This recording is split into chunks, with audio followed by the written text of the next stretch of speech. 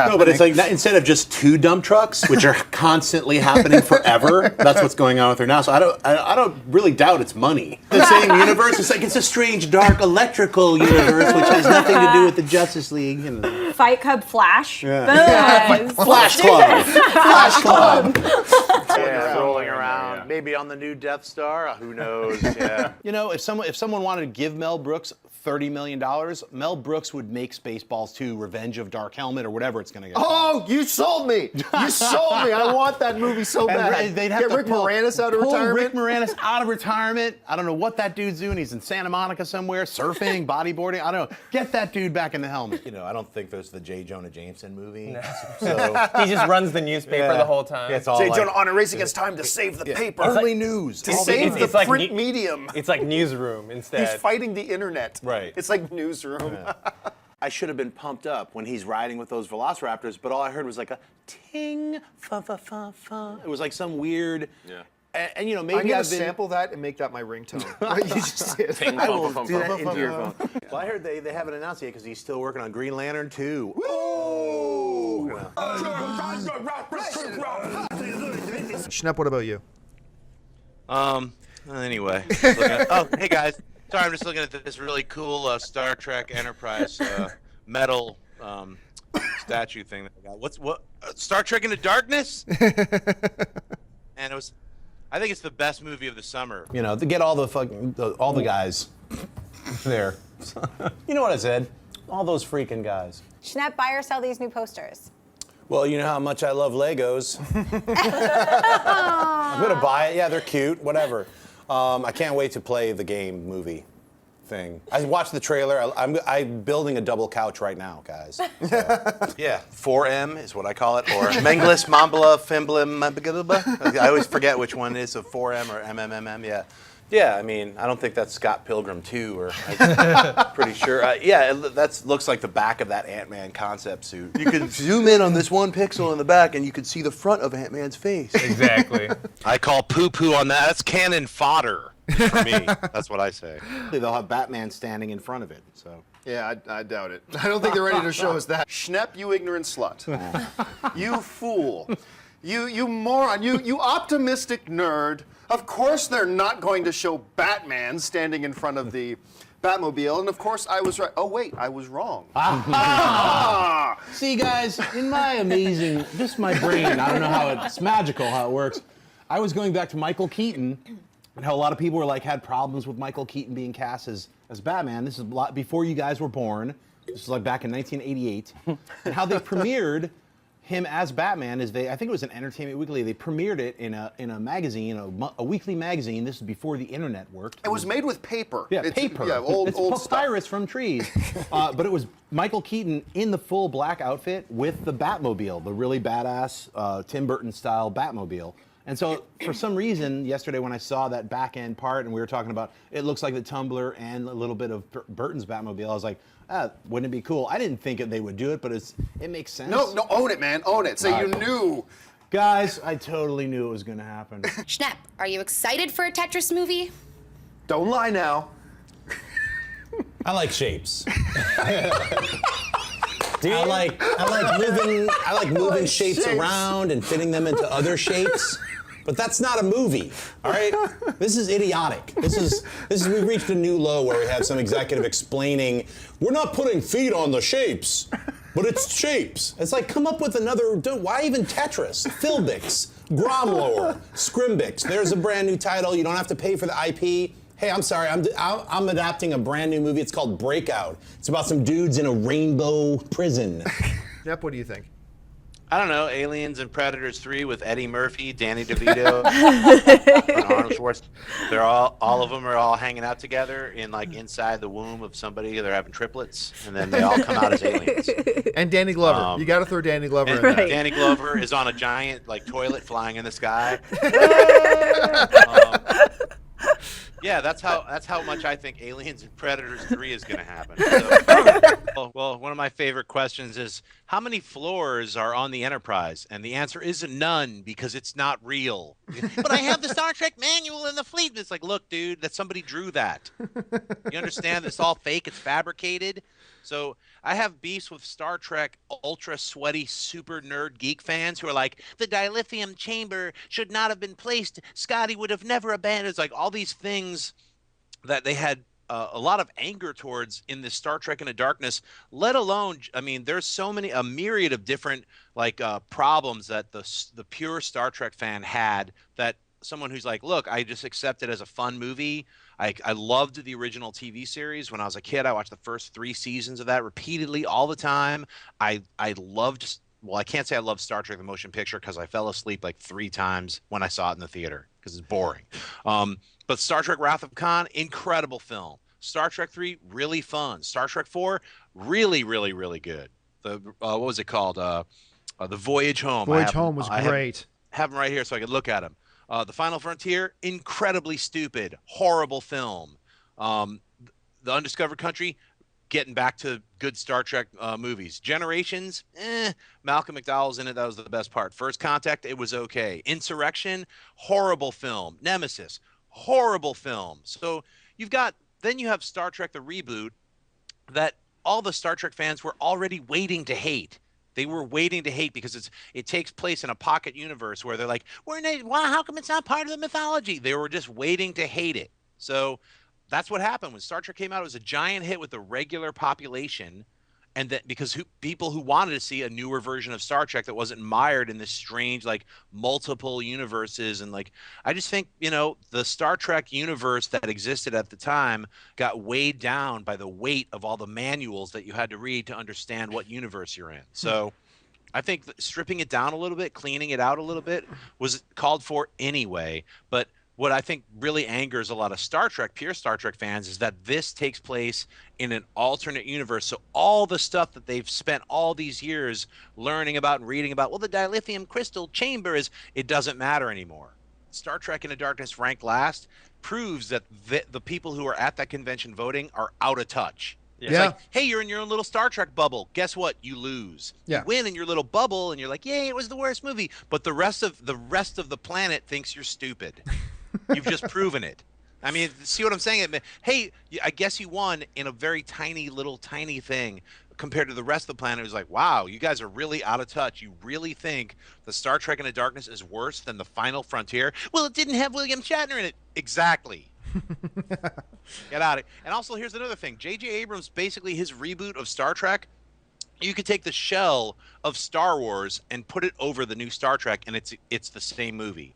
Captain Kirk plays Luke Skywalker. He's on Tatooine, his planet. He goes to Mos Eisley and gets recruited by an Obi-Wan Kenobi. Just do the research, check it out online. You'll see it's like J.J. Abrams was able to make Star Trek. He remade it as Star Wars. And I swear to God, subliminally, that's probably why I got hired to direct the new Star Wars movies. Because people were like, there's just something about this new Star Trek, and that Abrams guy just nailed it. Because he already made Star Wars. It's called Star Trek. I was going to say, JJ's very smart. Like, his Star Trek movie was basically him just making Star Wars. Like, you can lay the plot, you can lay the plot of Star Wars over Star Trek, and it's the exact same thing. So anyway, look it up, check it out. But the thing with Star Trek versus Star Wars, it's always boggled me because I've loved both of them. Me too. And the Star Trek people are always like, they have this kind of more of an effete attitude, like Star Wars is for stupid people. And it's like, look, Star Trek isn't like hard science. It's made up. Everyone has a weird appliance and they're an alien. Give me a break.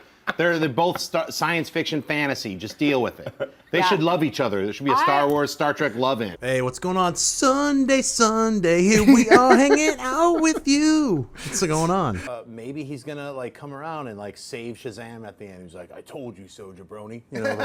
The fight. Smell what Black Adam's jabroni. Yeah. I will send a check for $100 to Warner Brothers, just like that, if he says jabroni in it. Showing what appears to be the Gotham City jail. It's a doorway. It's a doorway. Relax, everybody. But John, people walk through it who are in the movie. There are characters who will walk through that doorway. Don't you understand? Some of the most villainous characters in the Batman pantheon of Schnepp. I'll buy it just because she's doing the Xavier mind. Like, you will buy it, won't you? Yes, Lake Bell, I have bought your movie. Yes. Maybe even Right, 700 million? right, with all the additional extras. Just Hey, everyone, to break even. From Psycho Gorilla. Psycho Gorilla. I am. You cannot tell me that is not his birth name. I'm convinced his parents named him that. So Psycho Gorilla. I would say, Mr. and Mrs. Gorilla, your son or daughter, Psycho, has a very interesting question. I'm assuming that's not the same guy who runs the big talent agency. He in is a Hollywood. cigarette. He is literally a cigarette who writes. Hail AMC. I guess it's a Hail Hydra reference. I love this picture of you too. Found you guys last year on your Man of Steel review and have been watching ever since. Thank you so much, William. Speaking of reviews, I heard a rumor that Jon, John, that's me, didn't let Schnepp do the review of Amazing Spider-Man 2 because he didn't like the film.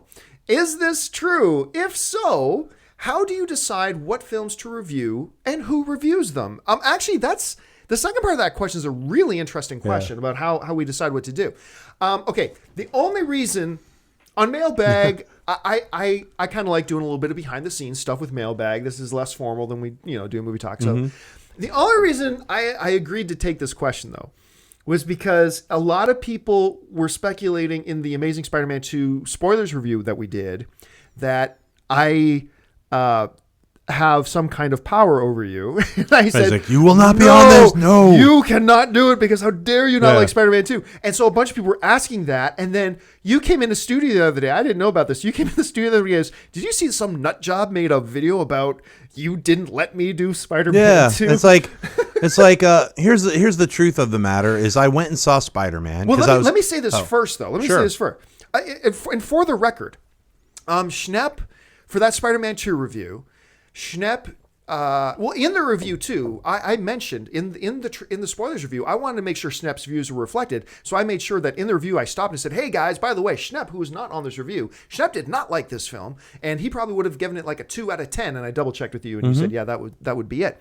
For the record, Schnepp contacted me. Yeah, I called him and said, hey, I'm not gonna, because I was gonna be on the spoiler show. I went and saw it Thursday, and I was like, dude, I can't be on the spoiler show because I absolutely hated it. I'm furious and angry. And even talking about it, even now, you start to get worked up. I get angry. I see your face getting red. Yeah, because I feel a disappointment that I don't want to express it because I could go on for like 4 hours. So it's like, I tried to talk him into it. Yeah. I said, I said, Schnepp, it's okay if you didn't like it. It's great. We'll talk about the positives, we'll talk about the negatives, and we'll just rationally say, and then we'll give our score. Nothing wrong with that. But he was like, I cannot be rational talking about this movie. Yeah, and I also felt like because I really didn't like it, that it's like, I think in spoilers, you're giving the positive and the negative, and I didn't have any positive stuff to say about it. Even in the scenes that I thought were fun or worked, I like those scenes even less. Right. Because it was like, that's what the movie should have been, and it's surrounded by all this other stuff. You did see a lot of positives in this film, because we had the same list of positives and negatives, but it was just that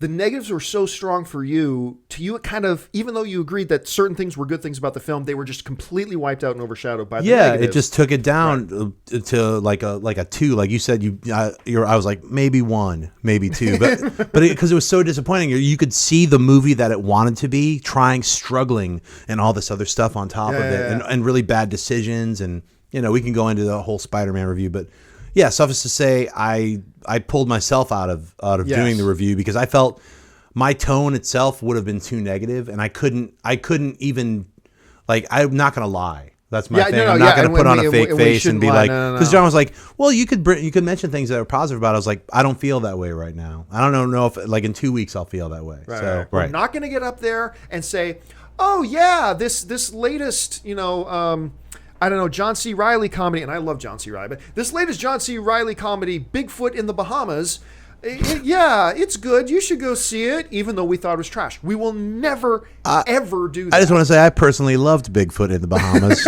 especially that spring scene where they were like in the hot springs. That was incredible. Yeah, it was very good. The CG was amazing. Fantastic. And to be fair, it's like it is called it's AMC. We work for a movie theater company. I mean, we have our own criticisms and our own reviews. But it's Amazing Spider-Man is opening in like, what is it, 4,000 AMC theaters. Yeah. So I felt like if I can't say anything, I'm not going to trash a movie. Yeah. that I can't say anything positive about, especially on a review show that is basically housing that movie. Yeah. I can freely say whatever I want on my Instagram, on my own review shows, Yep. which I did, but I didn't feel like I pulled myself out because that's the wrong approach. Right, and I didn't even know if I'd like it or not, but I was like, hey, I saw the trailer. It looks like I hope I'll like it. I hope it'll be fun. And I was really blown away at what a fantastically funny film it was. Great. So. Watch our spoilers review of Neighbors. It's already up. If you're watching this on our YouTube channel, then our Neighbors spoiler review is already up. Check it out. Well, as long as you've already seen the movie too. Right. Because it's we give a full lot of spoilers. That we're arguing or that go further. Everybody knows I hate your guts. I can't stand I Campia. just put up with you when we're on, I know. on camera. Yeah, we're just like, this is all fake. Yeah, when you see us hang outside of AMC, that's also fake. We hired duplicate. We're like part of S.H.I.E.L.D. We have robot duplicates. And we were like secretly fighting each other on a giant interweb video game. It's just fantastically strange. Like, please write some fan fiction about it. I would like to be a MODOK creature floating above Campia. I have finally destroyed you, Campia. Or waste your time making weird videos about how I'm being controlled by the super Campias or whatever. I don't, seriously, guys. I watched a few of these things and I was like, wow, that's putting a lot of extra effort into something that really is not, it's vapor. So yeah, well, whatever. Yeah, it's a long time ago. There's some very stupid people in the world, and you just got to be able to grin at it and move on. I still haven't watched those videos, but I mean, you came in the other day and told me about one of them. I'm just and it was a little weird. I was like, I'm amazed we're big enough that there are actually some people out there who want to make hate videos. Yeah, it's weird about us. It's amazing that we're that big. Yeah, it's astonishing. So yeah, not as J. Jonah. I was just thinking like if I was going to try to cast a black actor to play J. Jonah Jameson, I was thinking of like because J. Jonah can't be too young. He has to be like at least in his 40s or 50s. But then I was like, man, Kevin Hart, just like his like loud, like angry deliveries. If you can get someone like that, someone who can act like that, but who's older. So I was like just going through my Rolodex in my mind. I was like, I can't think of anyone off the top of my head. Bill Cosby, a little too old to play it. And Schnepp, what do you think? Believe it or not, I'm walking on air. I never thought I could feel so free. Flying away. Oh, we're doing the whole thing now, are we? Could it be? Yeah, man. Greatest American Hero. Let's make that. Come on. Somebody should make it. I want to see it. You think you would do well? Superheroes flying into garbage cans. The guy could never fly straight. He was always flying into buildings, This is truly the age of miracles. Not that. We're in it. We're experiencing it. Got Star Wars happening. It's just really a great time to be a movie fan. Here's the thing, though. It's like we are still in the past, considering 2016 is 2 years in the future. So we can wait. You just blew my mind with astrophysics. In 1 year, we will still be in the past because 2016 Batman vs. Superman still won't be out. So 2015 San Diego Comic-Con is when they announce the Superman Batman movies. I'm gonna whatever.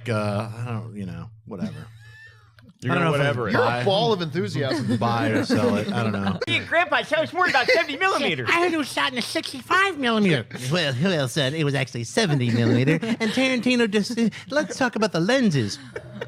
There's people watching. Come on. Your host or stinky hair girl. Let's go. Got my 4 days to do my hair. Wash your hair and get on with the show.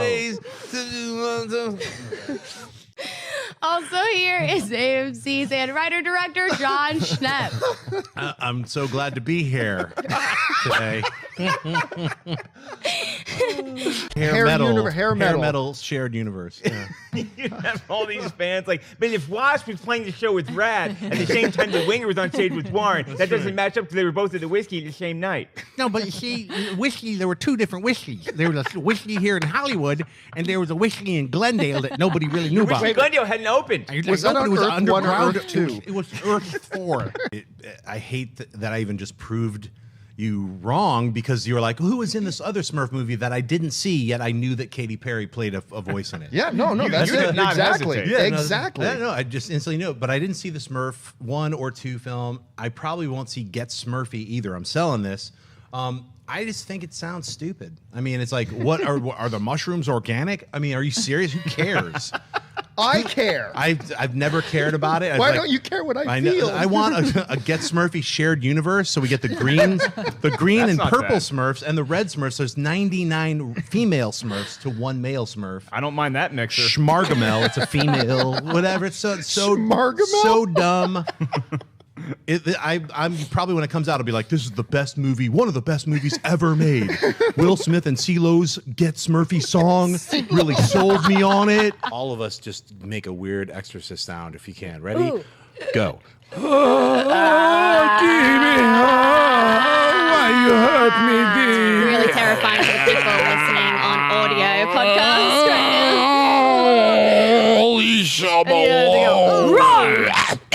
now. Normally, Ashley would introduce the next person, but I'm going to take liberty of doing that. We have a very special guest. As you know, Jon Schnepp is finishing up his film, The Death of Superman Lives What Happened, which opens tonight, actually, at the Egyptian Theater in Los Angeles. And sitting in for him today is Emo Schnepp. Ladies and gentlemen, Emo Schnepp. What's going on, guys? What's up? Totally just watched the Ted 2 trailer. It's okay. Whatever. Just going to drink some coffee right now. Also, your AMC's Christian Harloff. Just do not wear skinny jeans. Dude, totally rocking my skinny jeans right now. Please don't. Please don't. Under this table. My God. Help us. Emo Schnepp.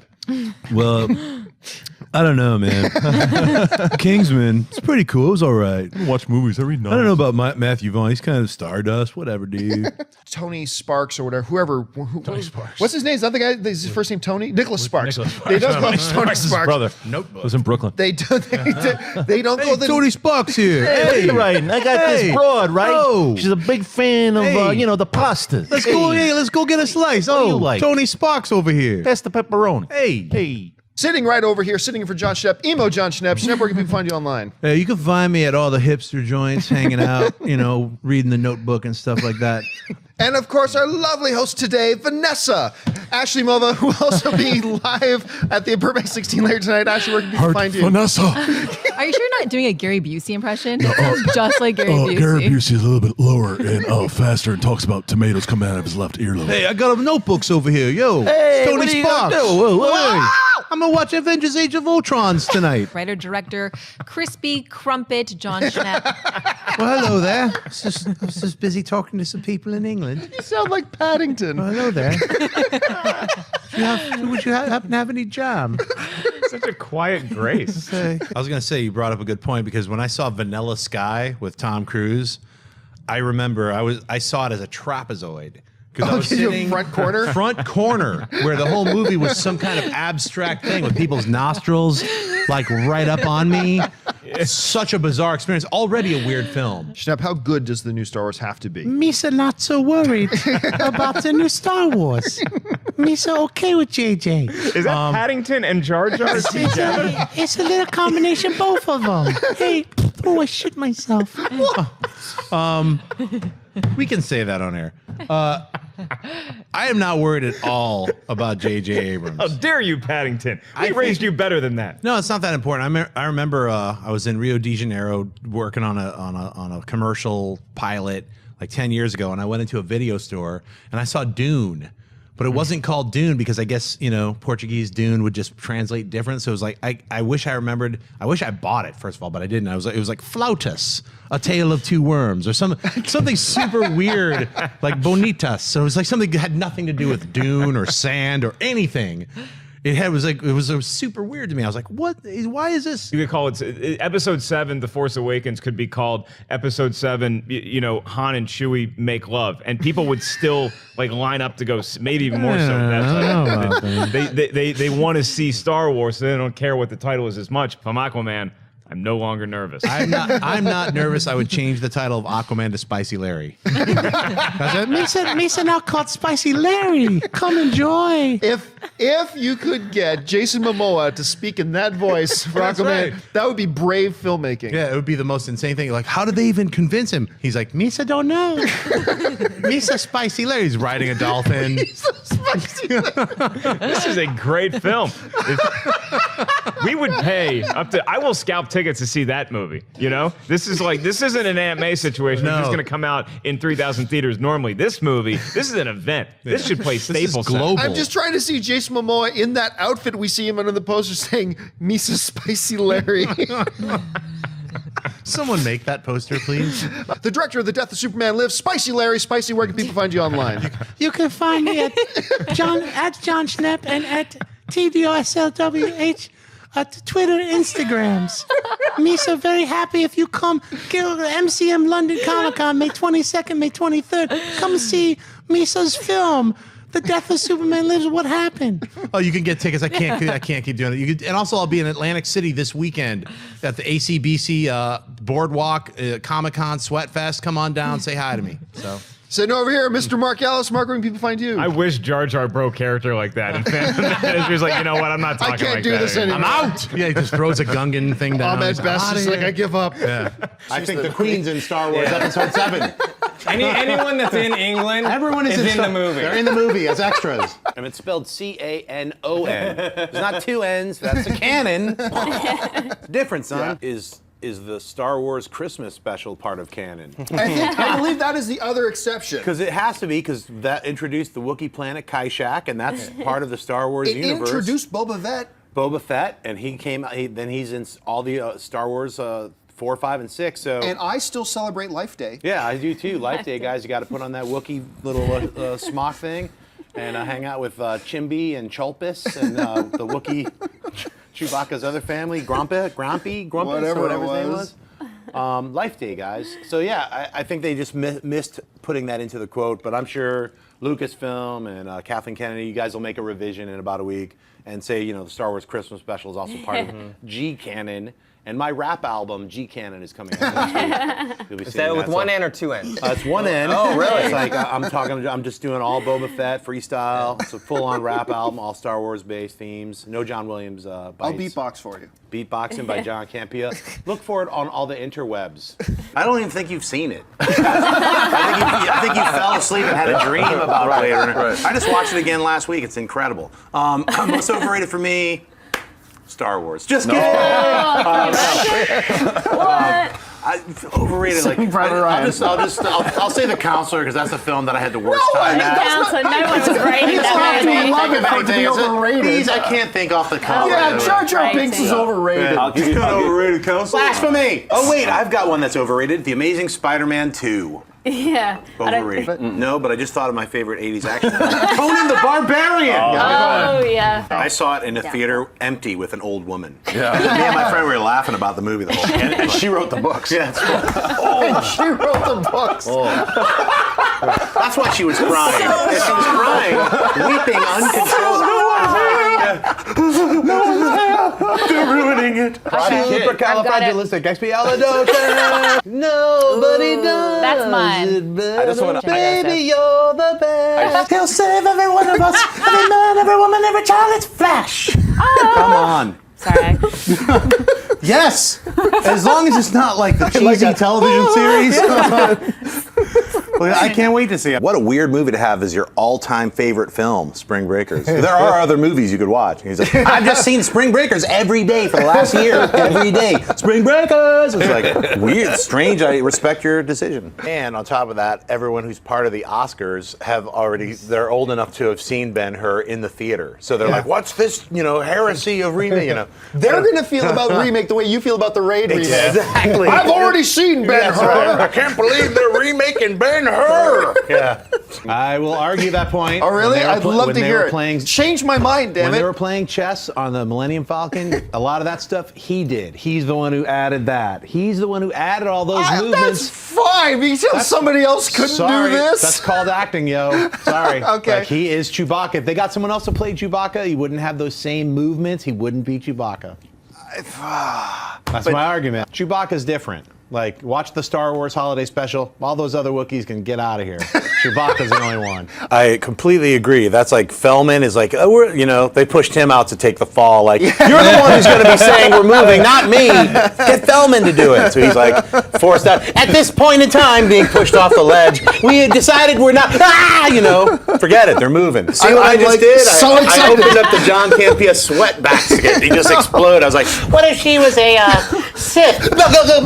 I'd be so freaking excited. Yeah, it's awesome cast. Bill Always the Bixby, one white eyes, close. like weird freaky hair, it's like doll hair as the Hulk, and little pajama slippers when he'd be running. Like, even as a kid, it's like, where'd the Hulk get those slippers? As a kid, I remember I was like, he has green slippers. Anyway, You mentioned loving Optimus Prime. Me and my friend used to joke around, but this is probably true from childhood. We all have our own moral compass, but there are 3 people who could influence me and tell me to do the most immoral things, and I will do it. Santa Claus, Chewbacca, and Optimus Prime.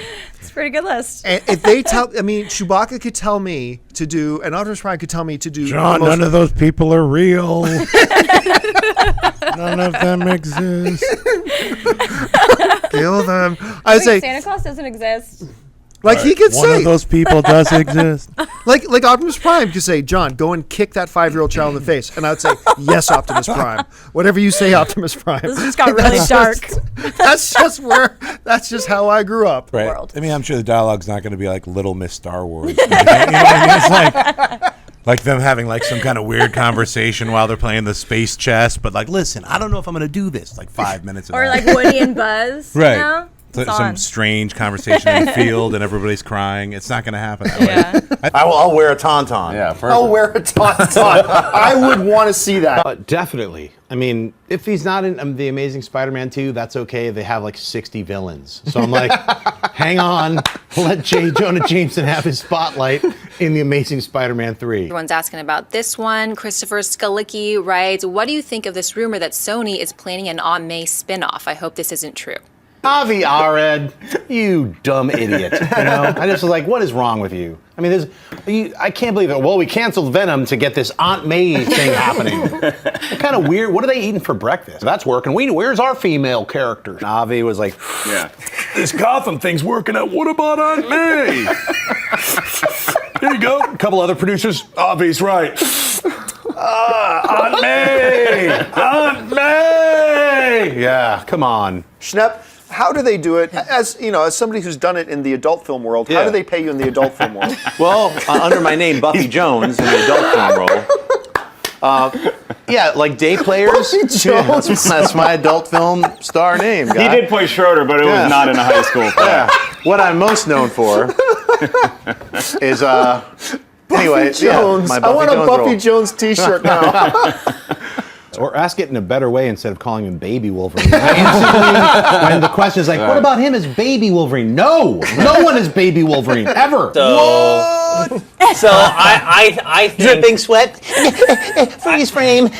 I didn't freeze frame it like what you weird, super extra sweaty nerds. Yes, I noticed in the far left-hand corner of the HD part where if you zoom in and then re-res it. I don't know how you found that. So congratulations, super nerd. Whoever found that, now we're informed. We're all going to do it. Yeah, where's that Zapruder frame? It's a spray frame. All right, so I've got the mailbag open. Let's pick one here. I'm going to just start with fictional characters. Okay, coming from Anthony Perez. And the email reads from Anthony Perez, hey, all love the show. I'm writing because I want to play a little game with all of you. Me and my friends like to fake game called Fictional Posse, which is basically a what-if scenario. Say the world is at war. Government is crumbling and chaos. Chaos is loose on the streets. The only people you could trust are the 5 hand-picked members of your team.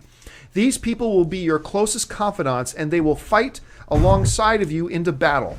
What 5 fictional characters, whether from film, TV, or literature, would you pick to fight alongside of you? Mine are the Incredible Hulk, Sam Winchester from Supernatural, the reprogrammed T-800, Blade, and Maximus from Gladiator. So choose wisely, and thanks. Okay, so the first question is, we're going into a fight. The world's in apocalypse. We got to pick 5 fictional characters to be our posse. Who do you pick? I will pick 5 Jaegers, and I will pilot them all. It was just going to be me and 5 different ones. Dennis piloting 5 Jaegers all at once. I don't even know if I could fight that. Okay, Unless, I will take off Liam Neeson from the number 5 spot. And since Dennis is piloting 5 Jaegers, I will put Dennis Zen in my number 5 spot. As all 5 Jaegers? As all 5 I don't know. How can I beat that? Maybe perhaps with Beetlejuice as my number 1 choice.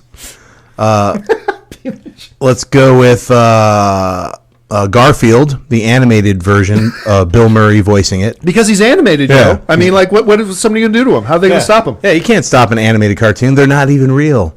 Let's see. Bizarro Superman. That's not bad. Yeah, From I like that from one. the Superman from Superman 4, the edited scenes that only exist on YouTube. You could just search out Superman 4 Quest for Peace Bizarro deleted scenes. That's the character that I'm picking. So that's 3. The baby from Look Who's Talking. Even though I wasn't going to say that, I will steal Dennis Jägermeister choice right here, and my 5th one is Black Bolt. So that's he a just nice one. he just shuts everything down when he opens his mouth. So a double-bladed lightsaber? What's happening? Yeah. What? Losing control of all bodily functions. John, would you have ever guessed when you saw that trailer that those cool robots on the on those floating machines would be like, Roger, Roger? No. I never in a million years thought that they would have the lamest dialogue and be like, beepity beep, Roger that. It was like, wow. You know what? I still contend that George Lucas was like, made the prequels, like he was like, well, Star Wars was supposed to be like my Flash Gordon, so these prequels have to be even more racist. Yeah. And so we'll have these guys, the Namidians talk like, we'll have them talk like Japanese, but these guys talk like, every single racist kind of stereotype. You have, the guy who's selling the gold. Hey, what's going on? Let me sell you some gold. Got some of this stuff in. And the other guy's like, whoop, whoop, whoop, whoop, whoop. It's like, it's unbelievable. And even just having his kids name all the characters, that's not the biggest crime. The biggest crime to me was like having all those racist voiceovers. That's unbelievable. We have to disrupt all the communications Yes, sir. down there. And that was like right Really? Just say that? He really did say that. That's like right at the beginning of the movie. It's Yeah. like one of the first things you hear, and you're like, what is going on here? Am I imagining this? And then you have we don't even have to talk about Jar Jar stepping in poo and farting and like, what's going on? Just an unbelievable cavalcade of crap. Again, you come before us, Your Highness. What is he saying? How is he saying this? I am a stereotype from the 1930s. You did not understand what I was saying. Let me speak again in this very stereotypical accent. They even had the baseball announcers, which was ridiculous. Oh, my God. 2 heads better than 1. What's going on? Oh, my gosh. Here comes Anakin Skywalker. Yes, pod racing. Start phase A. So you already have like phase 1, 2, and 3. Now begin phase A, Phase A. which is like a complete reboot of the Avengers, but it's a comedy world universe. So it's like Dumb and Dumber, but with the Avengers. So that's phase A. And then immediately follow that with phase 1.1. And that's like a hard, like kind of gritty, weird, like Frank Miller world, but it's the Avengers. So you just start making all these variant worlds and just start, hey, we got Splinter Spider-Man, only it's Carnage. Just starts out as Carnage. We don't even know why. So that's one weird way to do it, right, guys? And they should start really soon, right? You should start tomorrow, Right. I think, with all of the universes. New phases is what I'm saying. It's called the new phase. Phase 1. Perfect. Phase 11. What's going on? I'm here in America, guys. Campia! Where are you? Like, yeah, you can just go through like, hey, Jason Statham could play Lex Luthor. goodness. Or what about Bruce The Rock. Willis? Bruce Willis and The Rock. I'll like put all their 3 other heads together. We are Lex Luthor. 3 heads. The form of maximization of exploitation across the world globally. Blah, blah, blah. I'm a robot. I'm really excited about it. If they made a series, they could always kind of go like super weird and like have Walt Disney's like cryogenically frozen head. Like, here is a tale from my past, Tales of Disney. Like, just go a little like Tales from the Dark Side, Tales from the Crypt, but have Disney's floating head reactivated by a bunch of by Mickey Mouse maybe. And he's like, creator, tell us of the stories of your time. Maybe that's a bad idea, guys. I have Don't a listen to story me. for Yeah. you, son. Yeah. Hey, just don't breathe too close to me, Dennis. He's still sick. He was like, hey, playing Little Death Star. Hey, is what he was just doing. I was like, hey, man, ease up, ease up. Some nerd at Midtown Comics was like, oh my God, look, it's official. It's not. I don't have a video game player. I'm going to buy it with one caveat that he is just all red and he's just a horrible surreal vision of nightmarish qualities throughout the entire movie. Like the main character just like, it's like Marnie. Like, I don't know. I think Clifford's right around here. And they were like, look, we just have too many blue people. So we just gotta get rid of one of them. What about you, Schnepp? Well, I mean, I think they nailed it with Spider-Man 3, right, guys? We got Venom. It was awesome. Spider-Man 3, remember? We had Topher Grace. He was a photographer dude, and then he had the goo drip on him. And then he had the big mouth. He was like, I'm going to kill Spider-Man. Wasn't that awesome? I don't know what else we could do with that character, Venom. He's been done already. I think he's been totally all used up in that amazing film, Spider-Man 3. Sing it with me. Give me the feeling.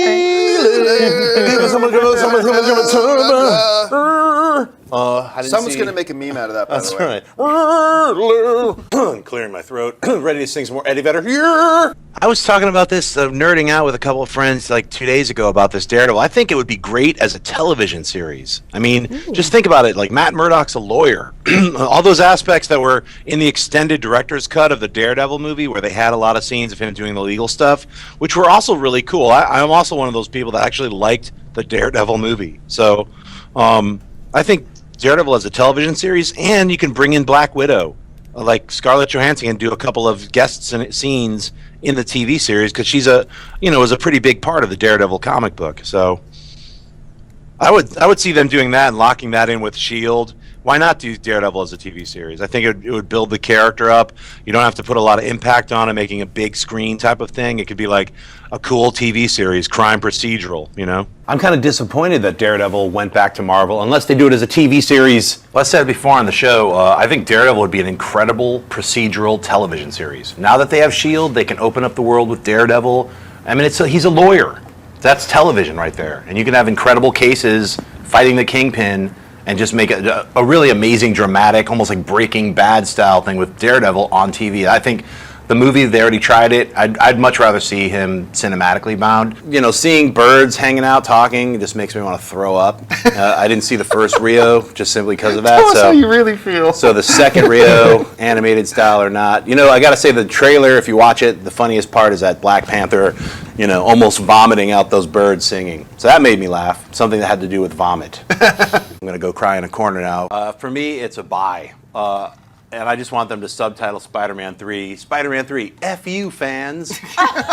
It's sort of like, yeah, I guess we did Star Trek Into Darkness. I'll check it out. Spider-Man 3, what's up? Schnepp, have you ever tried to acquire or like an intellectual property, or had people try to acquire stuff from you? The only thing I've ever tried to buy is the moon. And I talked to the people who own the moon, and I was like, look, I will give you $10 trillion for the moon. And they punted me back to Earth. How good was the Lego movie? I just came from the new midnight showings. I can't get enough of it. I love this movie. I'm going to sell it. No, John. It looks like Matthew McConaughey is looking for Morgan Freeman and the Penguins. That's cool. I prefer the Cocaine Volcano poster myself personally. Who cares? This movie is going to, I have no doubt this movie is going to be awesome, and I can't wait to see it. But to me, it's an underwhelming poster for such an exciting movie to be pumped up about. That's just me. You're a tough critic today. I do like it, but I was retitling it Cocaine Planet. Cocaine. Look at Matthew McConaughey. Look at all the cocaine. That's a lot of rock. How high are your expectations for Central Intelligence? Incredibly high. But as far as the movie goes, I would say, yeah, I mean, unless The Rock, like me, I was like 5'1", and then I grew over 1.5 feet in 1 year in my junior year. So I was like kind of like bullied a little bit, and then everybody was afraid of me for no reason. I was still awkward and weird, only giant. But yeah, so I would assume that is what The Rock is going to be playing, and now he's a contract killer. How come everyone in the CIA is a murderer? Can't he just be a dude who's like, I've got to deliver a pack? Yeah, we were surrounded by clouds of purple stank, and then we also came up with this crazy spy ring drama that takes place in the 60s. It's called Uncle Ben. And even if he does die, no one really dies. Look at Coulson. Like, no one really dies in these comic book movies, so. Schnepp, would you buy or sell a new title for The Amazing Spider-Man 2? Well, I spent about 12 weeks in Brazil working on these TV shows back in 2004. And when I went to just check out some of their DVD stores, the movie Dune, David Lynch's Dune, was called Lost Desert. So you just might as well throw away.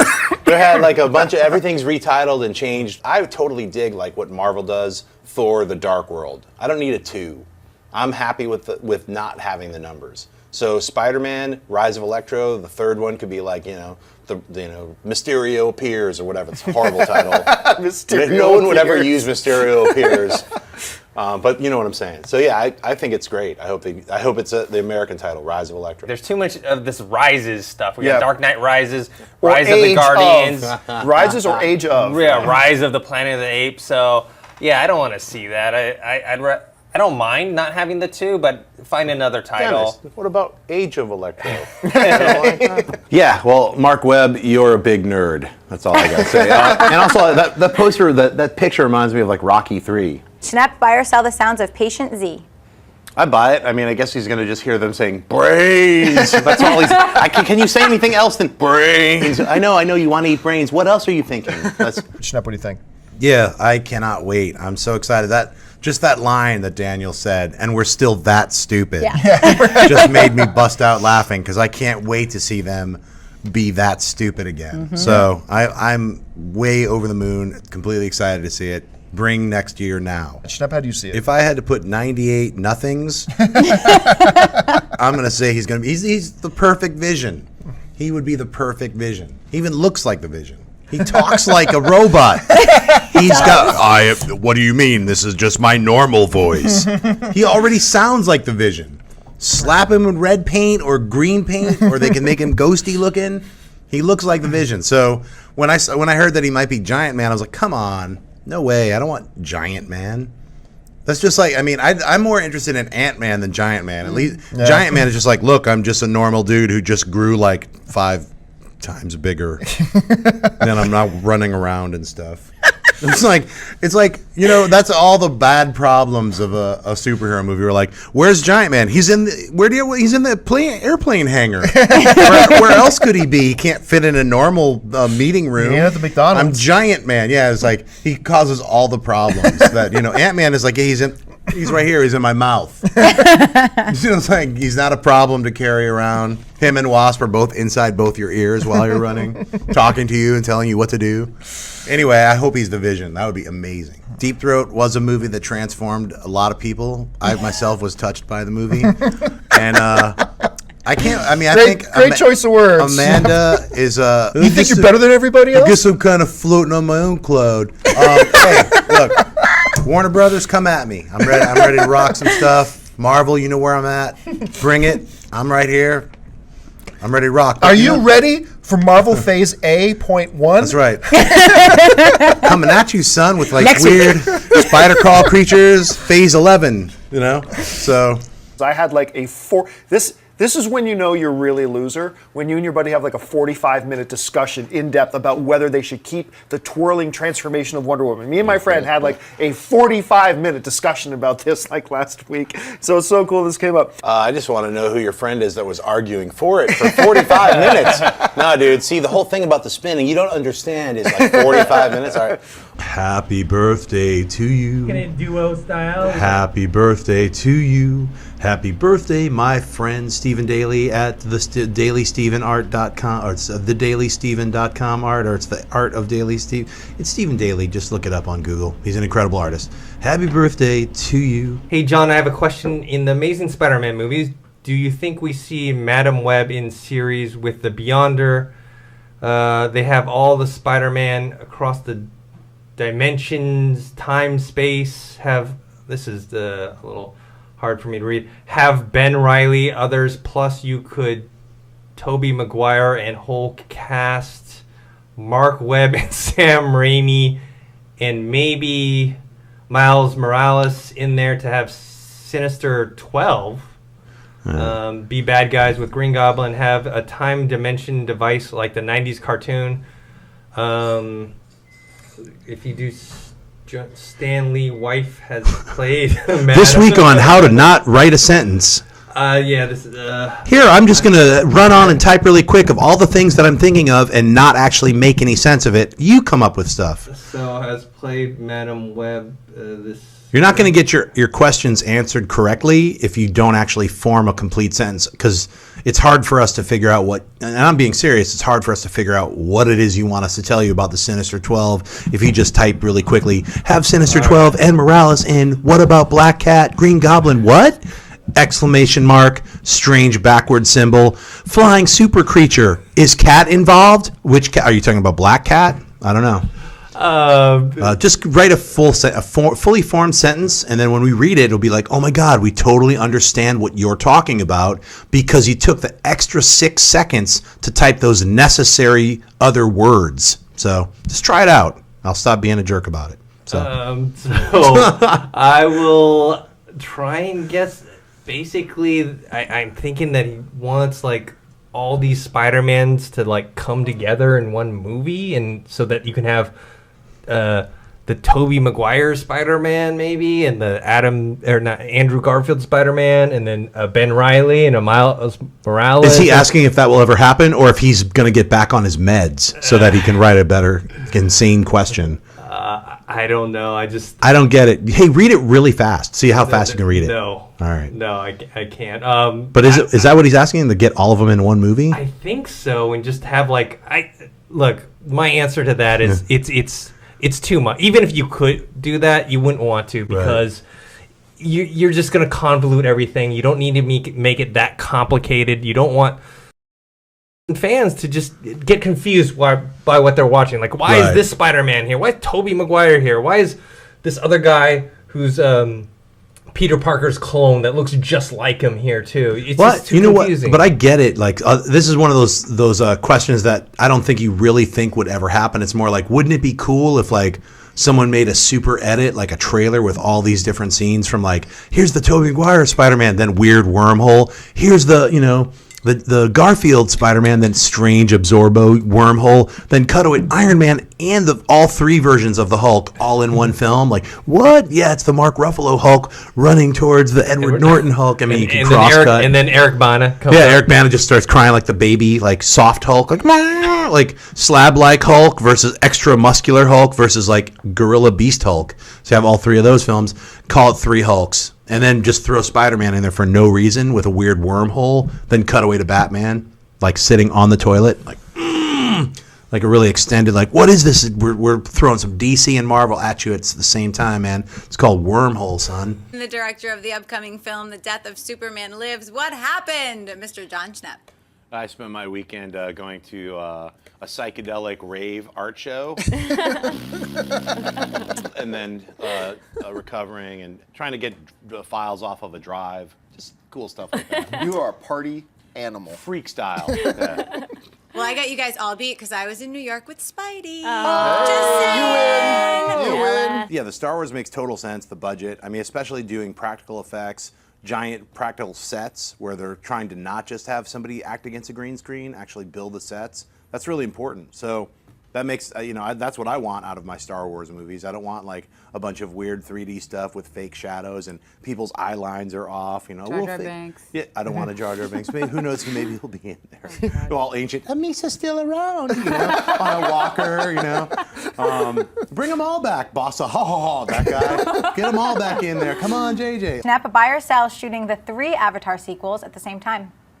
I totally buy it. I kind of wish they would shoot 5 and 6. I'm not like why is it 4? Like Spider-Man 4, Avatar 4. What's up? Get 5 and 6 going. Shoot them all together. That's what I'm like. They make television series. They shoot 22 episodes. You can make 6 movies. Let's do it.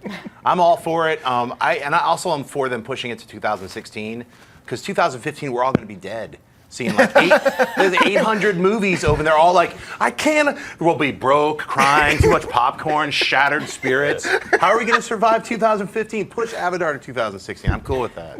And you also get that when you could have like a mediocre script and an amazing actor, and then a mediocre director. You get that Jeremy Irons Dungeons and Dragons screaming, "I will destroy you!" You're like that. My mind just went to that. Like, yes, please scream louder. Well, no inflection. No, just yell the whole time. You're angry. You know, it's like. That would also, you don't even know what the script was because it just destroyed. I'm going to be thinking about Dungeons and Dragons all day now. Thank you very much for that horrible memory. Go ahead, Schnepp. No! Absolutely no more. Can you just stop? Just make an animated one. Hey! No, don't even do that. Just no more. There's only 3 of them. The 4th one is like a weird, strange mistake that everyone's embarrassed about. They have to shuffle kick it into the Blu-ray. It doesn't even fit into the 3 Blu-rays. There's a 4th one that's wedged in there. No. I'm just super excited that Harrison Ford is going to play Han Solo in 3 more Star Wars. That's what I'm excited about. Can we stop with the Indiana Jones stuff? Just stop. Agree? You know, all those monkeys had Shia LaBeouf's hairstyle. I remember that's when I was like, I almost walked out of the movie theater because I remember that monkey has his like the greaser hairstyle. All the monkeys have like swoopy 50s hair. What is going on? I remember my mind. According to reports, the new film will be called London Has Fallen, and we'll see Butler, Eckhart, and Freeman return. Schnepp, buy or sell, London Has Fallen. All I hear is the Clash. London falling. Yeah, so no, I sell it. I think, you know, I'll admit I didn't see both of the White House Explodo movies. I know Chris Lee was talking about how she loves to see people explode. Where's Giant Man? He's in the he's in the airplane hangar. where else could he be? He can't fit in a normal meeting room. Yeah, at the McDonald's. I'm Giant Man. Yeah, it's like he causes all the problems. That Ant-Man is like he's right here. He's in my mouth. It's like he's not a problem to carry around. Him and Wasp are both inside both your ears while you're running, talking to you and telling you what to do. That's actually, now I think about it, a young Yoda would be amazing. What about a newborn baby? Smooth Yoda. Oh my gosh. I can't even handle it. Give me baby powder. Me need. Vin Diesel's on those weird jumpy sticks. Look how tall he is. I think they're both standing, and he's gonna scrimp away. Like, look, I'm still Groot. You know. And I feel like this is my big fat box office bomb. That's what's happening. It's just gonna fail hard. Yay! Hello to my little robot friend. You know, it's like. Yeah, I just saw the footage that I saw on Dennis's Surface Pro 2 plug. And I can't believe that Campea walked away. What was on his mind? He wanted a coffee, had to use the bathroom. How could you do that to Robert De Niro? You think you're better than everybody else? I guess I'm kind of floating on my own cloud. Hey, look, Warner Brothers, come at me. I'm ready to rock some stuff. Marvel, you know where I'm at. Bring it. I'm right here.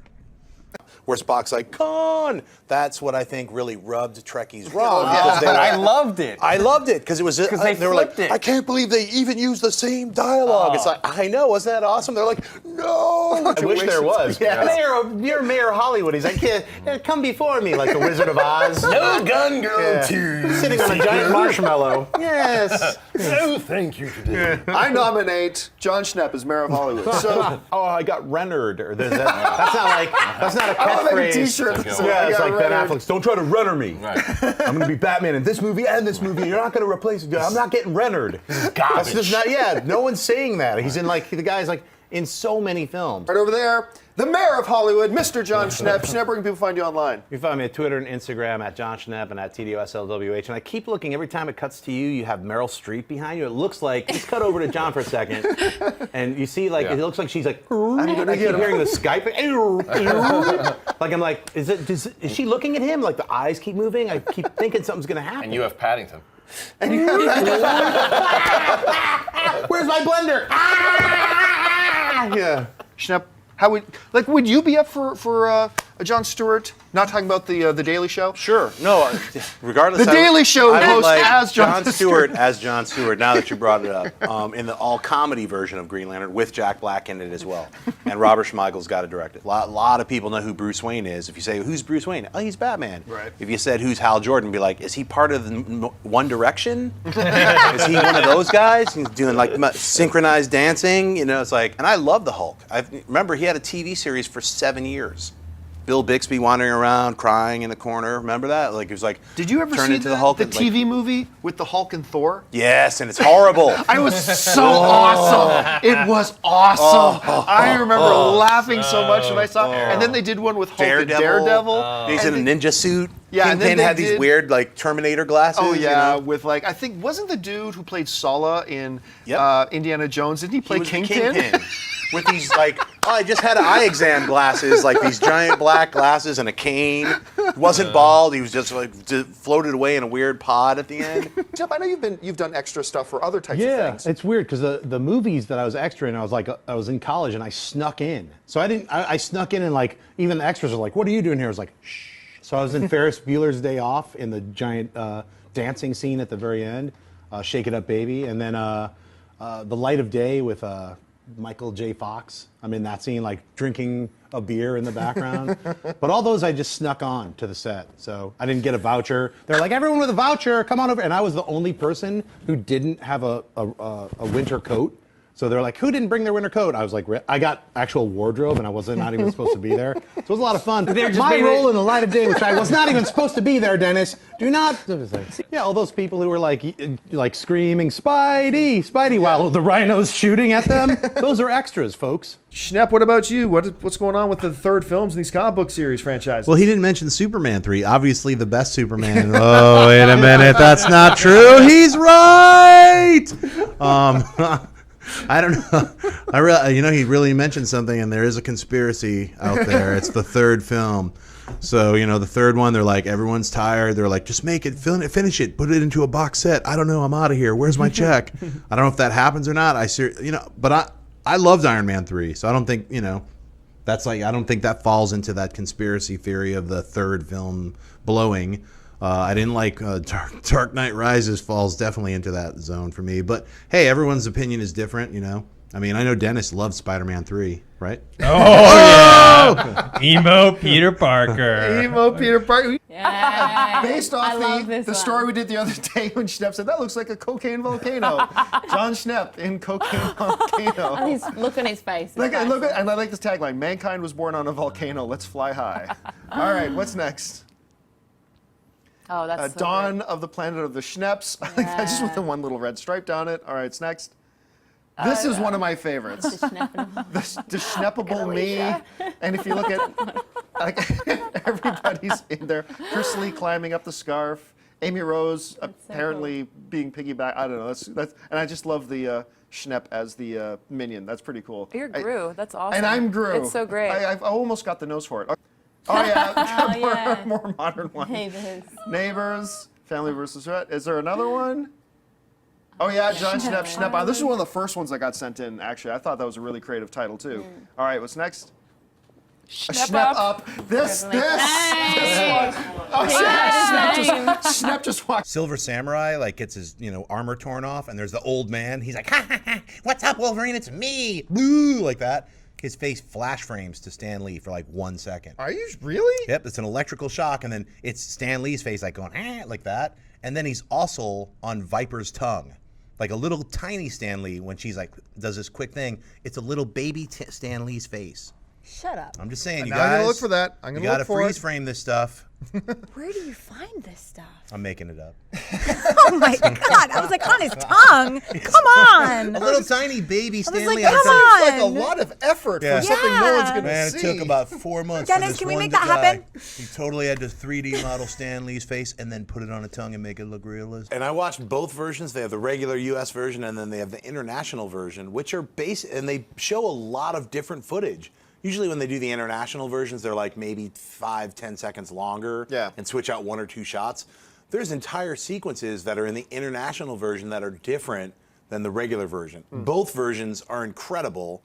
And I'm super excited about this movie. You know, I was on the fence about it, and I was like, Singer, Jack the Giant Killer, Bryan Singer. I don't know what he's got to offer right now, but I think redemption is coming for Bryan Singer, at least for me. I was like, wow, every scene felt good. And I love the way it just felt like X-Men and X2, the way Wolverine was directed, and the way I felt Bryan Singer's touch on this film in those trailers and in the sequences, just the way Hugh Jackman was acting. Everything felt right. Yeah. All the action scenes look incredible. It looks, and from this new trailer, you can kind of piece together a little bit more of the story and how it's going to flow. And it looks exciting. I can't wait to see this film trailer. I think I watched it like 6 times. And then I was like, what? The international version? This was at 2 a.m. I was like, what are you trying to do to me, Singer? Like dropping it all late. I don't know. So I can't wait to see this movie now. It just went all the way up. It's not goofy. It's not a farce. It's not like, hey, what's happening? Just stumbling, tripping with their face in a pie. It's not jokey. It's deadly serious. It's got that same vibe that Chronicle had. So I'm really cautiously optimistic about really digging it. Mm-hmm. Everything I've heard about it so far, even though originally when I heard about it, I hated it because the origin is not the same. Everything is different. As long as Dr. Doom doesn't have electrical powers and there's not Galactus as a cloud, because otherwise I'm coming for you. I don't read comics. Or she's like, I just haven't read a comic. So Mara, read some comics. I'll send them to you. I'll teach you which good comics you should read. I should have been pumped up when he's riding with those velociraptors, but all I heard was like a ting, fa fa fa fa. It was like some weird. Yeah. And you know, maybe I'm gonna sample that and make that my ringtone. What you just did. I will do that into your phone. Well, I heard they haven't announced it yet because he's still working on Green Lantern 2. Woo! He's waking up. Yeah, what's that sound? Like Windows.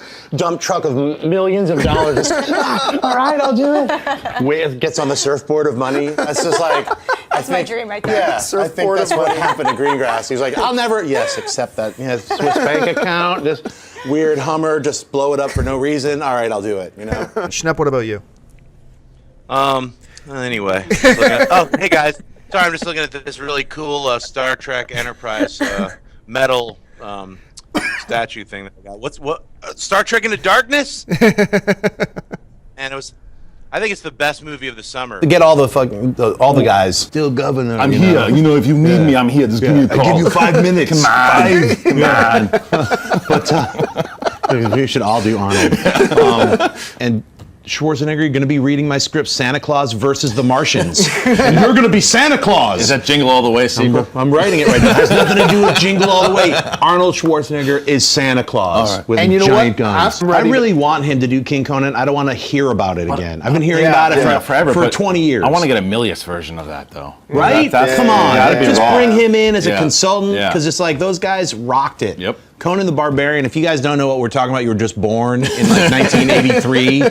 Watch Conan the Barbarian. Yeah. It's great. Or Schwarzenegger, 43 minutes into the movie before he has his first line? Right. Heard the cries and lamentations of their women. Just the soundtrack alone. Basil. Come on. Who's Darth Maul? That double lightsaber? What's going on? Phantom Menace. I can't wait. A year later, crying in a corner. What happened? Yeah. Just freaking out. Hey, you know what? Remember the Star Wars Christmas special with Chewbacca and his family? The first time we saw Boba Fett, my friend. Yeah. His little friend Chubbles, the little baby Wookiee, and they were all on the crystal planet Kaishak, the Wookiee planet. Yep. And they had a light day. Remember that? Yep, light day. And Princess Leia sang the song. Was really fun. I think Neen Noob has to have his own movie. I want to see Biggs Darklighter, the early years on Tatooine where he's just getting drunk talking about the rebellion. Young Grievous, wouldn't that be great? Oh yeah, young Grievous. When he only had 3 arms. The Saga of Salacious Crumb, The Solo Adventures of Bib Fortuna. My Name is Forlom. Mission Dengar. It's limitless. You can all these movies be just so amazing. As opposed to make stuff that would be really, really amazing. Like in 3D, Jabba. Just you know. They just want to keep making money off the franchise. That's all it is. But there's better ways to do it. Yeah.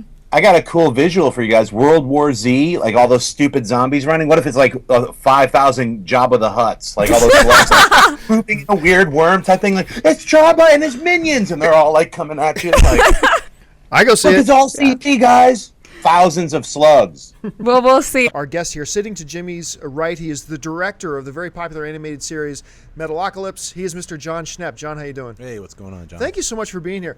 Who are the Guardians of the Galaxy? Well, I think a better question is like, what is Marvel's outer space epic? And I think it really actually began in the 60s with the Fantastic Four going into the negative zone and traveling all around into the microverse. And so they started doing these like epic space journeys.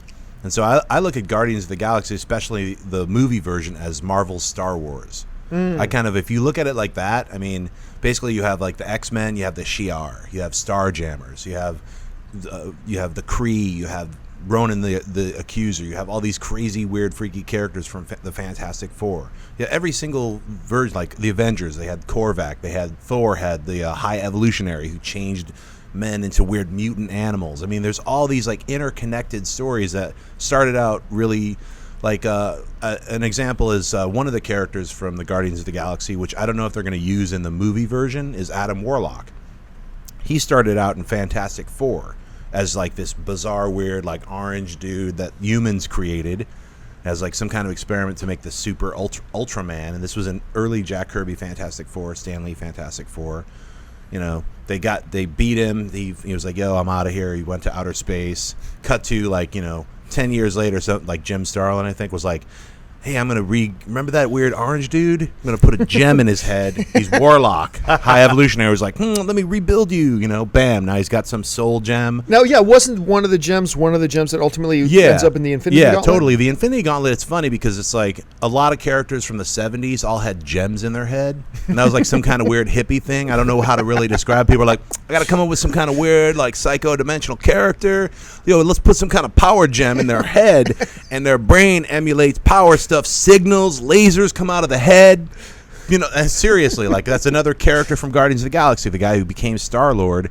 Yeah. And a lot of these characters, the origin is almost the same. It's like, I'm some dude driving in a truck. Yo, an alien spaceship shows up and messes my world up. I transport 1,000 years into the future. I have a gem in my head. Bam! My last trip to Vegas. I could fly around, or like. For Guardians of the Galaxy, the very first Guardians, it was like this guy was like, I'm going to be the first dude to travel for like 1,000 years. He wakes up and he's like, he got strange. It was Gene Colan drew him. So he's like bizarre, weird, purple body with a mesh skin face. And so most of the characters in that very first Guardians of the Galaxy, like translated, 10, 15 years later, they just redrew them all. Like Gene Colan drew like, I think it was the guy from, I want to say it was the guy from Jupiter, because Jupiter's mass is so big. He drew him like this giant, almost juggernaut looking like squat dude, because over the millions of years their bodies adapted into this squat kind of strange like slab-like form. So he was like a giant fat dude, and they're like, yeah, that look is not happening. And you know what I'm saying? Like in I think it was like 1971 or whatever, the first one, I don't know the exact years off the top of my head, but like the first one, like all four of those dudes were walking, on the cover, and it's like you got Crystal Dude, you got like blue weird guy with a strange living fin, you got giant squat fat man, and then you have our character who's now like Star-Lord.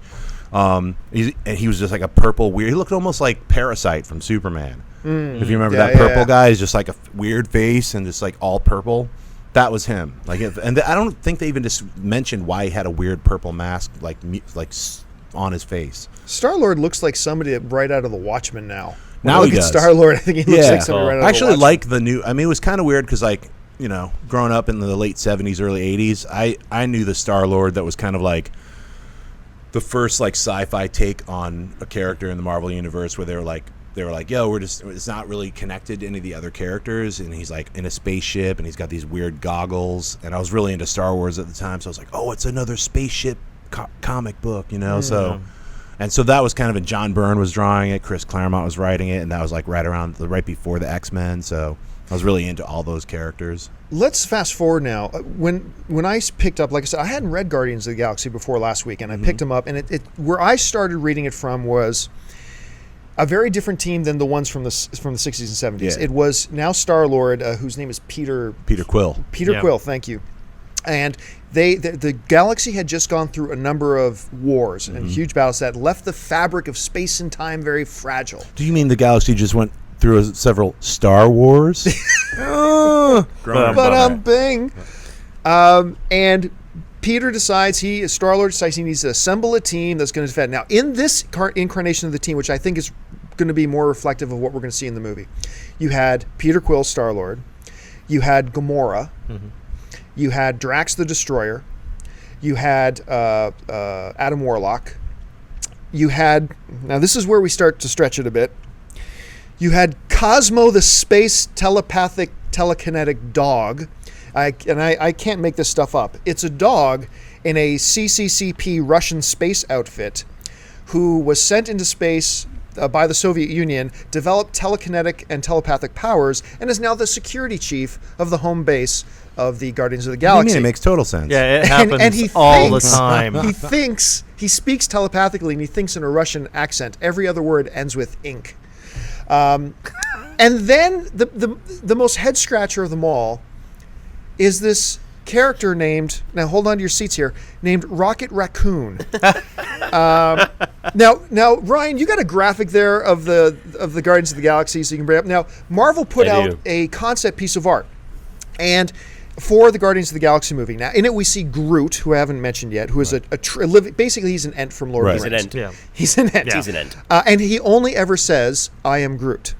At least in the comics that I had read. He's from the actual original Tales to Astonish. He was like one of those monsters, like, I am Grorb, the sand monster. Then the next issue, I am Groot, I'm a tree dude. Then the next issue, I am Skimball, the octopus thing. Because they had to come up with like a different creature every issue, and that's where his origins are. He was like, I was some dude from Tales to Astonish. Now I'm in this movie. now I'm in Guardians of the Galaxy. Yeah. So we see in the image that Marvel put out, we know we're going to get Groot, we're going to get Drax the Destroyer, we're going to get Star-Lord, we're going to get Gamora, and we're going to get Rocket Raccoon. I love that they're... Help me wrap my head around this Rocket the Raccoon Check character. it out. Like, all right, I was actually thinking about this on the way here because I was like, I never really like pondered Rocket Raccoon. When I was a kid, I bought those Mike Mignola, the 4-issue Rocket Raccoons, which are awesome. Like the inking on some of them, like he didn't ink them back then himself. He had other inkers. So I remember like, oh, the cover's amazing. And then, strange, scritchy, scratch inking. I just remember like being really tough on inkers when I was a kid. But still I am. Anyway, I was like thinking about this on the ride here. I was like, who would ever come up with Rocket Raccoon? And then I thought about it as like the guy who created him, Steve Gerber. He's, I believe he's dead unfortunately now, but when he was a kid, funny animal comic books and cartoons were a big thing. They are not, don't even exist now, unless you want to count like The Simpsons, or it's like deformed humans or whatever. But I mean, there were funny animal books everywhere. The Daffy Duck, there was Mickey Mouse, there was like a billion different offshoot brands of like ones that you've never heard of. It's almost like Cowboys and Indians. Like no kids even understand about the idea of playing with Cowboys and Indians. Or like, I got this Gene Autry gun, worthless. It's almost like what baseball cards are now. I got all these baseball cards. So what? What are they? That's weird. So it's like collectibles change as people die. So it's like sort of like all the people who are 90 now are the ones who were buying, Cowboys and Indians, and when we're 90, we're going to be like, remember them comic books? People are like, yeah, whatever. Digital, weird cubes, watching stuff, it's like. So Rocket Raccoon, I think, was born from that idea generation. We're like, remember all those cool, weird, funny animal things? Let's make a funny animal thing in space. Like one of his pal was Walrus. That was his name. That's right. That was his sidekick. Yeah, like really goofy. And so that's kind of what that comic book was, and that's what he was. It was like kind of tongue-in-cheek, funny, goofy animal stuff. And, now, correct me if I'm wrong, but Omaha the Cat is one of the ones that transcended, but we can't really talk about that. I like Omaha. I like Omaha. All right. Now Rocket Raccoon, correct me if I'm wrong, he really doesn't have. He's a raccoon. Yeah. He's not a giant mutant raccoon. He's a raccoon who has no superpowers per se, other than the fact that he's sentient, he can talk. And he could bite you. And he's got a great military mind. He carries big guns. Yeah. How did a character like Rocket Raccoon go from that era to being one of the Guardians of the Galaxy? How does that happen? A raccoon with a gun. Yeah, I think they were just, somebody was like, when they were coming up with the new roster, they're like, man, wouldn't it be cool we just had a weird animal in this? What about Rocket Raccoon? I think it was really like, no way. And then they argued about it for weeks, and then somebody was like, just because you're against it, I'm for it. And then he got a bunch of other, that's my opinion. I don't know. I think it's good though. I love that. I love that drawing that they released. Yeah. With him, it's like it's going to be awesome. I mean, especially with what we can do with CG now. I guarantee you, he's going to be the character hit from that whole movie. Like, not only are kids going to dig it, but like we're going to dig. Oh, that's the Rocket Raccoon is awesome. Yeah, as long as they don't go Jar Jar Binks. I was actually going to ask it. Isn't there at least a potential danger of him being kind of a Jar Jar Binks and all this? I really don't see it because Jar Jar Binks is one of the worst characters ever thought of. Yes, absolutely. Ill-formed, almost like a racial stereotype right from the beginning. Misa Baba Gooba, like get out of here. You know what I mean? And then the other guards were like, it's like it's crazy. Like the Star Wars movies are so racially crazy. Like especially those prequels are like, oh, those are supposed to represent the Japanese. Those guys are the Nazis. Who's Jar Jar supposed to? You know what I mean? Really? Yeah. Come on. Yeah. So it's one of those things where I don't think that's going to happen at all. I think this character is going to become like everyone's going to love this character. Well, if they do him right and they give him like a cool military, like tough little like I'm going to like a not give up type of character. Right. That's a little difficult. I think that Bill Mantlo and Keith Giffen are just really big Beatles fans. Beavers or Beatles? Beatles. Yeah. Rocky, the song Rocky Raccoon. Raccoon. Originally named after like a Beatles song. Yeah, that's what I just think they're really big Beatles fans, and they wanted to have a little homage to the Beatles. So then here's a question I got. Understanding the Guardians of the Galaxy as you do, and knowing the 5 characters we see, very suspicious by his absence is Adam Warlock, actually, because he's such a significant character in the books. But how, now I'm asking you to speculate, how could we see all this translate into the Marvel Universe Phase 2, translate into the Avengers 2, because this is the one that's going right into Avengers. Seamlessly. They've set it up from the beginning. Cosmic Cube. Really? Still Cosmic Cube and the Infinity Gauntlet. So you think they're going to go with both of those? I think they're going to go with both of those. I think Thanos is going to get the Cosmic Cube, which will help power those gems that he has collected and create the ultimate thing of what he wants is to create death. He wants to join death. He loves the idea of death, and Drax the Destroyer was created basically to stop Thanos. Now, didn't Drax in an earlier comic actually kill Thanos? Yeah. Yes. No, I thought Thanos killed Drax.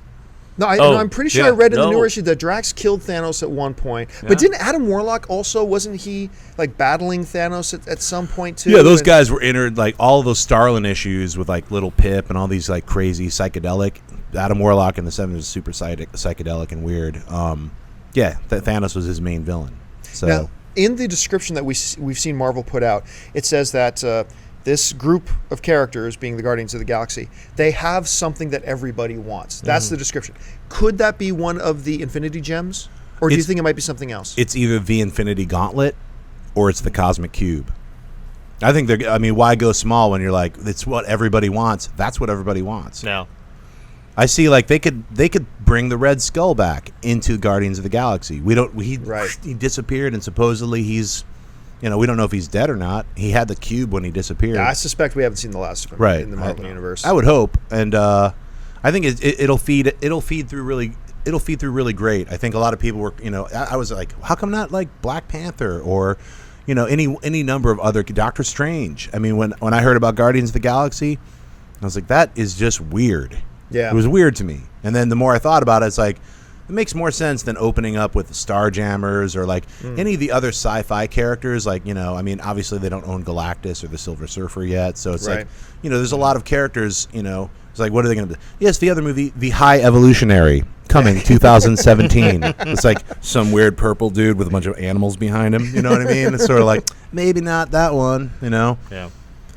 So I think it kind of is an interesting way to like get into the outer space world and actually weave the entire fabric of the Marvel universe. It's sort of like once you're in outer space and you realize, oh, there's all these different galactic empires set up and the Avengers interact with these guys, Iron Man maybe not so much, but he's part of the Avengers.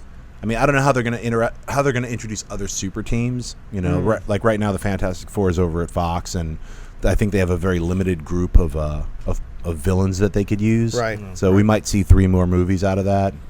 I don't know how that, whatever those rights issues are. But so let me ask both of you this then. There's been a lot of talk. Okay, what we know: Iron Man 3, Captain America 2, Thor 2, Guardians of the Galaxy, Avengers 2. We've been hearing, and Jimmy, let's start with you, and we'll go over to John. We've been hearing a lot about Edgar Wright working on Ant-Man.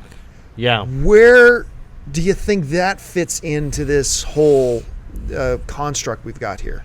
Well, I'm looking at that, and it seems they've obviously, as you've said, we've got Thor, we've got the Captain America, all the sequels coming out. I think they could fit Ant-Man either right before Guardians or right after. It seems like that's a good. So you think place there's a for possibility that this lineup they've got set could still be messed with a little bit? Oh, absolutely. Okay, absolutely. I mean, they're constantly changing. Didn't they add a scene, for Avengers last minute? Yeah, it was different adding a scene and adding an entire movie. I really do. They think that. I think there's somewhere Edgar's Ant-Man is in the works, in the plans. And I think it's going to, in a couple movies, we're going to be like, oh, okay, they're that's what we're seeing. I agree. I think they'll probably integrate it like in between one of the other two movies. Okay. Like they didn't mention Hank Pym in the Avengers, but I know that they shot a scene talking about him. They just cut it out. So that might be one of the deleted scenes on the Avengers Blu-ray, or I don't know. I wasn't there. I just remember reading, they shot a scene. So maybe they were like, don't even use his name at all. But anyway, I think he was referenced in a scene, but they cut it out. So I think what they're going to do is like, either they won't use Hank Pym at all and they'll use one of the other Ant-Man, like Walter, I think his name was Walter Lang, the red-haired guy who's like, I'll steal the information for the Kingpin. Oh, I've got power. Nah, I'm a tiny dude, It's like they'll use that, but with the power of discovery, like Hank Pym might be a little more like, yes, I'm small. Now I shall communicate with ants. It could be more exciting if it was a guy who's like freaking out, almost like Honey, I Shrunk the Kids in the Marvel universe. I mean, I think that, to me at least, would be, like, I'd rather see that than just, like, a superhero version of Ant-Man. I'd rather see, like, how cool it would be to be that small. And then it's a little silly, too, his powers. Like, he's, like, the size of an ant, yet he can punch with the power of a normal human. I always thought that was weird. Like, ow, my leg, like, or, you know what I mean? Like, it's like getting punched, but, like, people fall over. I mean, it's with what we see now, it's not as dynamic. So, I think going with more of a comedic aspect, and then also the pure power of like, I can command insects. Right. Like, imagine that. Like, 40 wasps on you now, Right. and not just regular wasps, the tarantula hawk wasp. Yeah. Hey, 5 bullet ants, son. Oh, like bullets, Yeah. So you're talking about a lot of power that people don't really think about when they think about Ant-Man. Let me throw my conspiracy theory by both of you here. Joss Whedon, of course, did Serenity. Mm-hmm. James Gunn, who they're saying could possibly direct Guardians of the Galaxy, directed Slither. Could we see Nathan Fillion jump into the Marvel Universe here and maybe be Ant-Man? I think there's Ant-Man? no maybe about it. I think it's very likely. You think that's likely? I'm hoping. Yeah, I think it's likely. There's too much. Nathan's so big in the geekdom. I don't know how you can avoid that. And he's a great actor. He you know what? I think absolutely. I would say Nathan Fillion as Star-Lord. And I didn't even think of that. Michael Rooker as Rocket Raccoon. Oh, Michael Rooker would be Wouldn't that be crazy? His voice, would be great. That would be instant awesome great. character. I mean, you're like, done. Marvel, listen. Whatever. Or James Gunn, listen. All right, from Launchpad McQuack, who's in the chat boards here. Thanks, Launchpad. What do you guys think of the Daredevil the sizzle reel? And do you think Marvel should go more 70s gritty? I was just talking about that. Yeah. No. Yeah. See, I'll be honest with you. The sizzle reel itself, I was so excited to watch it, and this is just a lot of cutscenes from Ben Affleck's thing with some Serpico music or whatever. I liked the. No, let me rephrase that. I was interested in the concept of a 70s era set Daredevil story. I was interested in that. Very curious to see how somebody like him would have turned that. Luke Cage, Iron Fist. Power Man, Iron Fist 70s. Bam. Yeah. Somebody do that, please. Like, Black Dynamite's a big hit on Cartoon Network. Someone make Power Man, Iron Fist in the 70s go. Can I just throw in It's just like, for a that would be second fun. how much I loved the Black Dynamite movie? I saw that film hysterical. I saw that 4 times in Funny. theaters. I Very laughed myself funny. sick every single time. My favorite scene is when he's like running in the hallway and there's those guys with the eggs and he like purposefully knocks them over. I died. 'Cause people who don't live in LA won't understand this one, but there's a place, a very famous place in LA called Roscoe's Chicken and Waffles. And they got a Roscoe in the movie. He goes, what was it? Donuts and soup? Was that his original cut? Donuts and soup. Wait a minute, no, this doesn't work. And then somebody mentions chicken and waffles. You see Roscoe go, hey! It's like nobody who lives outside of LA would have got that, but that movie was genius. Overall, I wasn't really thrilled with the sizzle reel at all because I'm like, this just looks weird. But still, I was interested in a 70s style Daredevil. Didn't happen. I don't know what you guys think. Exactly the same. It just didn't thrill me. I like the idea, but no, I not excited by it. Okay, not excited. All right, what else we got? Yeah, and on a similar note, same character, different question from Emmanuel Hawkins. What do you guys think they'll do with the Daredevil now that Marvel's close to having the rights back to TV? That's the question. That is like that really is kind like of the with Marvel. I had issue. to think because this is what was going through my head. Tell me if I'm way out to lunch here. What was going through my head was Marvel getting back Silver Surfer, getting back Galactus, whatever. I had the feeling Marvel wanted the Daredevil rights to come back. Okay, so they got him back. I was asking, where do you fit Ant-Man into all this? Mm-hmm. What do they do with Daredevil? Do we see Daredevil show up in Captain America? Do we see, well, I mean, obviously not, they've already got the script, but like, are we 6 years away from seeing a Daredevil incarnation? Do they work him in? What do you guys think they're going to do with Daredevil at this point? I think television. Yeah, is that's a television good options? idea. I mean, they've got the Hulk TV show that they're going to develop, which probably won't happen. Right. I think it'll probably fall apart because I remember when I saw Avengers, a lot of people were like, "Well, the Hulk's gonna," and I was also like, "The Hulk." And then right after seeing the movie, it's like Hulk needs his own movie. Yeah, with I Mark agree. Ruffalo, just totally won. Those other two movies, they disappeared, Right. and it was like. Mark Ruffalo's a great actor. He really brought some cool, unique, new version to Bruce Banner. They nailed the Hulk completely. I loved even the motion capture where it was like after Iron Man had fallen back to Earth, you didn't know if Hulk was going to punch him or not. You're like, what's going on? He's just like all angry. It's like perfect interpretation. That's all Joss. He nailed it. Yeah. So go with his lead. If they're going to make a TV series without Mark Ruffalo, I think it's a stupid move. I think it's sort of like whatever your Hulk, just call it the Hulks and have like the blue dude and the red guy. And everyone who's not the Hulks, like have She-Hulk in there, like a hot She-Hulk, and make it like son of Hulk. Yeah, whatever. Like it all takes place in Mexico City. It's all out in the desert where it's really cheap to shoot. Like Okay, Thor. this is completely unrelated, but because Dennis is here and I can't keep this in, apparently it's now being announced that John Bones Jones will indeed now fight Lyoto Machida. I know. Sorry, that's just an MMA aside. Totally off topic. But Daredevil, where does Daredevil? You like the idea of a show? I say TV, why haven't they moved into TV yet?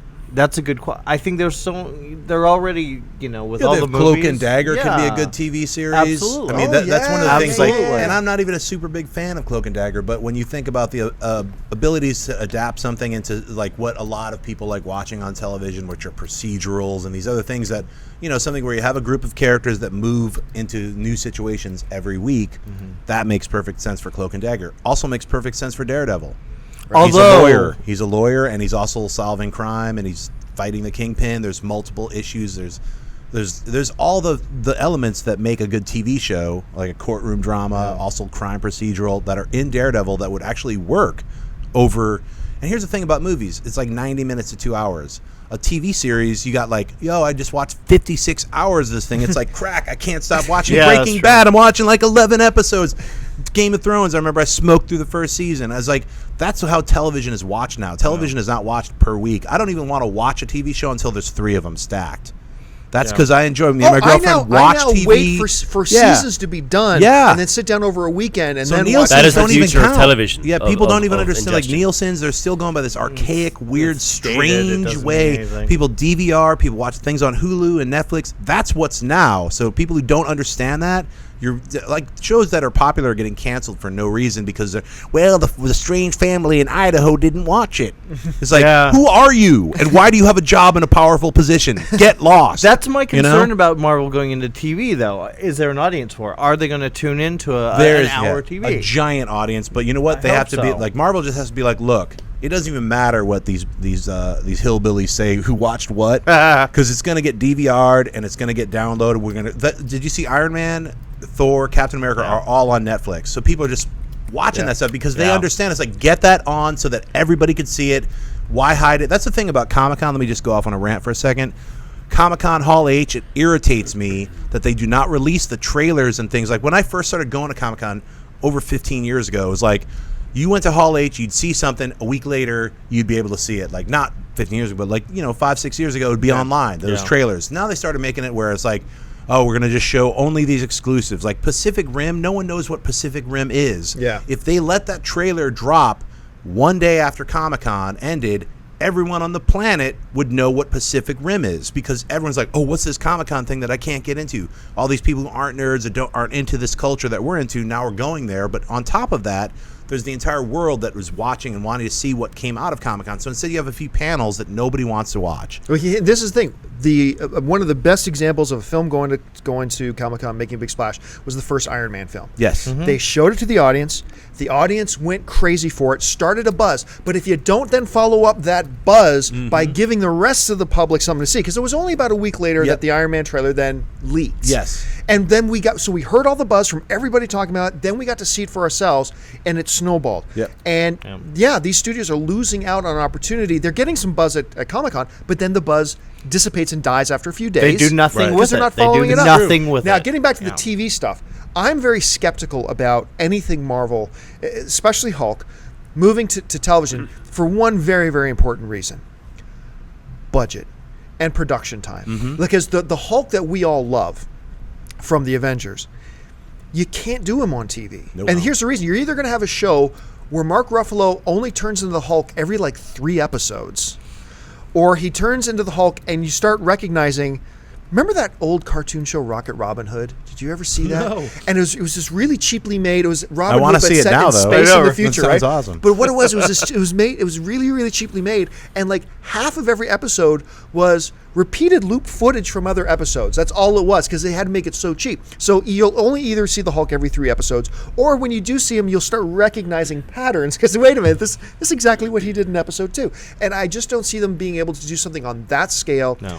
That's something that Marvel fans would be satisfied and happy with. I'm very skeptical about that. But anyway, that's just Daredevil. I think they could pull off. Daredevil, Yeah. they could. They could pull off Daredevil completely. Absolutely. I mean, yeah.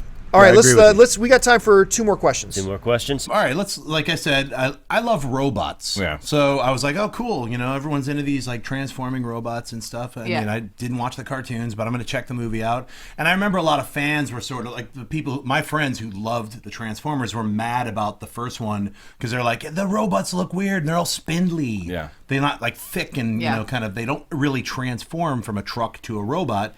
A lot of liberties are taken, weird stuff's popping out, and so they can look a little bit cooler, I think was the idea, for a movie instead of a cartoon. So that being said, I hated the first one. It's not for me. It's there were scenes where the Transformers were hiding behind a house. I hated that. Oh man, I'm so and then the same dog page. took to pee on the. It was what kind of humor is this? It's obviously for children. So why are adults into this? I never really got it. Transformers 2.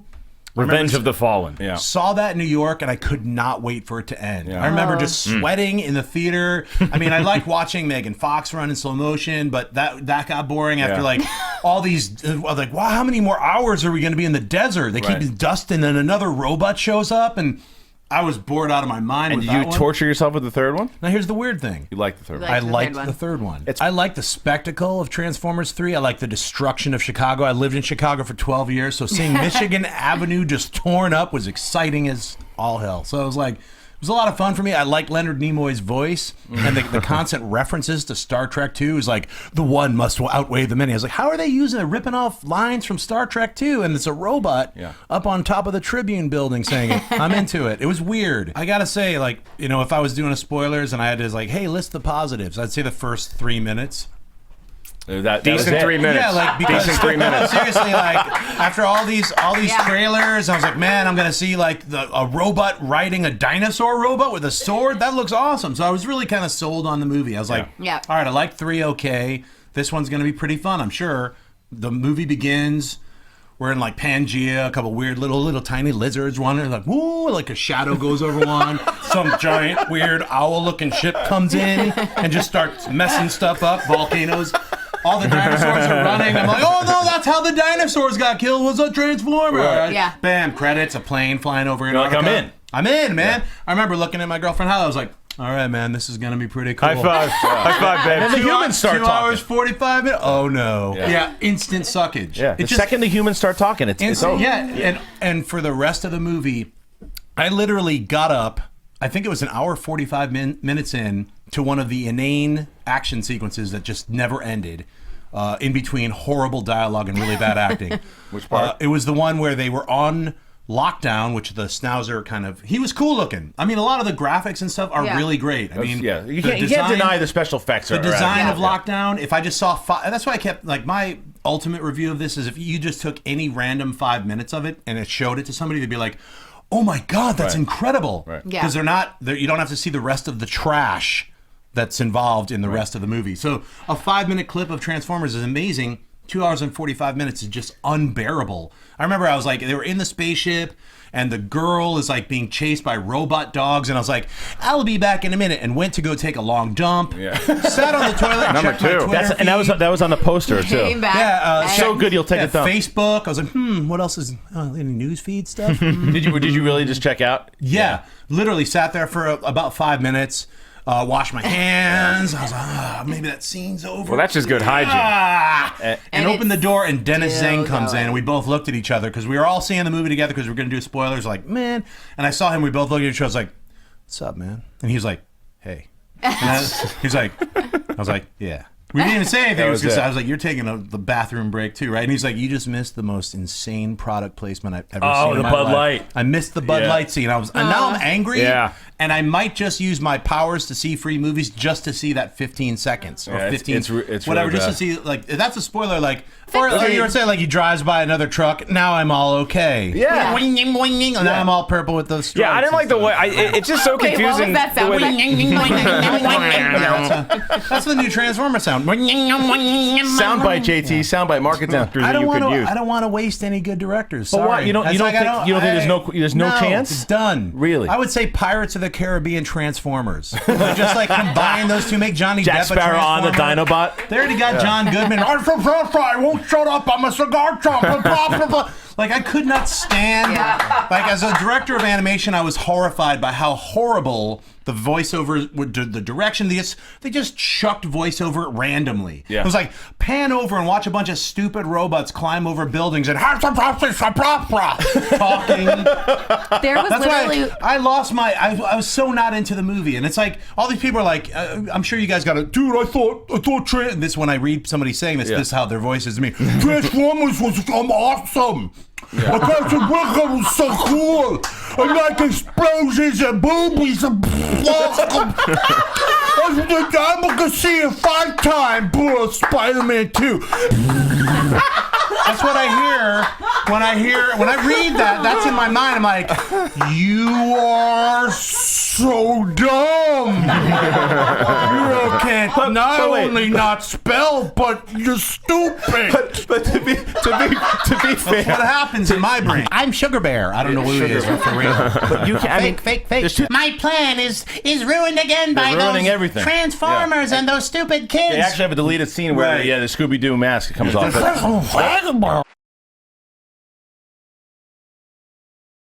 Name one right off the top of my head. Fantastic Four. Everything in that trailer is not in the movie. Oh my gosh, there's so much in that trailer. Dropping from a helicopter, people firing at him. None of that's in the movie. Reed Richards talking to Dr. Doom. What's coming? Change is coming. That's not in the movie. Doom. All that stuff's not in the movie. So there's like a lot of whatever's Doom running for president. What's not in the movie? This trailer's not in the movie. Sorry, you were asleep, Ellis. We kept trying to wake you up. Just wouldn't answer the phone, dude. Or is it cooler? You're like, check this out. I'm telling you right now, it's cooler. It's like, check this out. If you're with me, movies are free. I'm telling all you the right time. now, it is not cooler. Bam. Oh, it's cool. Hang on. You got a lot of shopping to do later. Let's just talk about what's reality here. You pull out a card, you're like, slap a card down and be like, you're with me, it's always free. People be like, huh, yippee, Anakin and stuff like that, things. Hi. What do you think, Shep? Are we going to see from Fox a Fantastic Four 2? Absolutely not. I think all of us were waiting for them to pull the release date. It's just when were they going to do it? So even though they tried being slick and sly about it, that's why it's on every news site. They're like, they pulled it. It's like you couldn't not see it if you were online last night. It was like everywhere. So I think everyone was waiting for them to admit defeat in a certain sense. Like, no, it's not. It didn't work. This isn't going to have there's not going to be a Fantastic Four 2 set in this universe. If they do anything, they'll bring in Bryan Singer, but I don't think they're even going to do that. that. I don't think they're going to do an X-Men versus the Fantastic Four. I think what they're going to do is they're going to go back to Marvel and say, you can have Fantastic Four and Galactus and Silver Surfer and Doctor Doom as long as you give us the ability to make toys out of the X-Men. Because Marvel, Disney has been really, really smart about their strategy. They're like, yeah, we know you have X-Men and you have Fantastic Four. You can't have video games. You can't have toys. We're going to minimize those characters in the comic books, if not cancel them altogether. You're not going to see them in our posters. You're not going to see them anywhere. We're going to destroy them in the eyes of Marvel fans. So it's not going to work with X-Men. X-Men is still going to keep going. It's a great film series. We got X-Men Apocalypse. We got several other television shows coming out with X-Men. Fantastic Four and all of the characters that are wrapped into Fantastic Four, I think kind of should go back to Marvel, because a lot of those characters like Galactus and Silver Surfer would work great within the setup, and even the Skrulls would work great within the setup that Guardians of the Galaxy already has with the Kree. It feels like, look, there's somewhere that those guys can make a deal. And like what Fox really wants is that video game money. They really want that action figure money. And that's what Marvel's like, no, you're not getting that, son. Sorry, but we might be able to make a deal, because they're never going to get X-Men back. That's just not happening. That's not happening. That's never going to happen. Fantastic Four, totally different story. So I think there's wiggle room in there. There's a deal there to be made. I mean, it's like, and also don't forget, Fantastic Four is Marvel's very first character. Yeah. It's the flagship. That's the thing that started and Marvel. the very first super team. Very first super team. It's not Spider-Man. It's not Hulk. It's Fantastic Four. So that's something just to honor the legacy of what Marvel is that Disney So there's an bought. emotional element there, too. There's a lot there. So that's the history of Marvel in general. It started with Fantastic Four. It'd be great to get that back. X-Men, that's Fox's. They're never leaving. It's never gonna leave. I say make a deal. Both studios are smart. They can figure stuff out. It's all about money in the end run when it comes with these kind of characters. I agree. Fox they've rolled the dice like 3 times. They're not counting Roger Corman's because that was a different company, but that's true. It didn't work. So I don't see them putting more money into it. I see them like, let's get money out of X-Men. Let's make these series work. Let's have the same kind of thing that Sony has with Spider-Man and Marvel. I think there's a way to work it. What's the next phase? What is it? It's going to be phase 4 is the next one, yeah. Phase 4.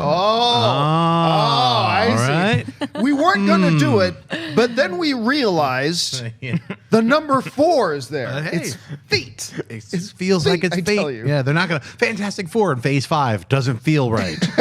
Fantastic Four, Phase 4. But wait, all Phase 4 is going to be just 6 Fantastic Four universe movies. That's it. The world's going crazy. Yeah. I think she wins. Yes. Grandma wins. Yes.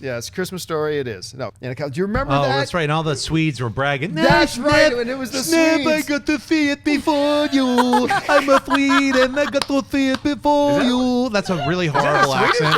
No, I'm not doing a Swede. I'm just doing I got to see it before you bragging jerk that those you Swedes that love me. I'm not talking about you. I'm talking about the angry, hateful Swedes who get to see Star Wars first. You better shut up. I think Avengers came out. That is what jerks sound like. I know. That's exactly. Yeah, I get to see it before you. Yeah, All of our equipment is from IKEA, so you can't hate that much. I know. Basically everything we are on in here The comes from IKEA. score-long desk and the Obsank, basket case and the Fimblar bookshelf. Thank you, Swedes. I mean, they're making a Pez movie. They're making an emoji movie, making an Angry Birds movie. Why not? Tetris. Yeah. What's happening to this planet? The adventures of Father Bear and Mother Bear and Brother and Sister Bear. They never took the time to name themselves, probably because the bears are just trying to survive. But you make it really dark. Yeah. Like Brother Bear is hooked on heroin. Yeah. He's hooked on bear heroin. Yeah. Oh. Barrowin. Man, I can't get enough shots of this Barrowin, dude. So many childhoods just collapsing. He's selling dates with his sister to pay for his addiction. Now I really want to see this movie Dark. so bad. Totally live action. Father Bear's home. Who wants it first, kids? That's right. And add a couple of really dark songs. Yeah. Let's totally destroy our fond memories of this wonderful. Just call it Barrowin. And I want to thank the guy sitting at the table with me, sitting over here on my left, Mr. Jon Schnepp. Schnepp, where can people find you online? I was just over in the corner, like shooting up some Barrowin. You missed it. You can follow me on Twitter and Instagram, just at Jon Schnepp. You can get my film, The Death of Superman Lives: What Happened, by going to www.tdoslwh.com. We have a special Thanksgiving. You could buy the film right now. We lowered it $10. Get the digital download and support independent film. Everything's green. Everything's green on Monday at Collider Movie Talk. Or if you were laughing at the Julianne Moore one, you've got problems. It's so funny that she's forgetting things. This comedy's amazing. Yeah. Jon Schnepp. Yeah, you guys are hating on him about that bottle thing? When he said it, I thought it was gross. But that was Mark Ellis's pee face, ladies and gentlemen. Wow. Oh, well, thank you so much. We premiered it at San Diego Comic-Con. Thank you, Jack Hole, for touring it. And you can get it at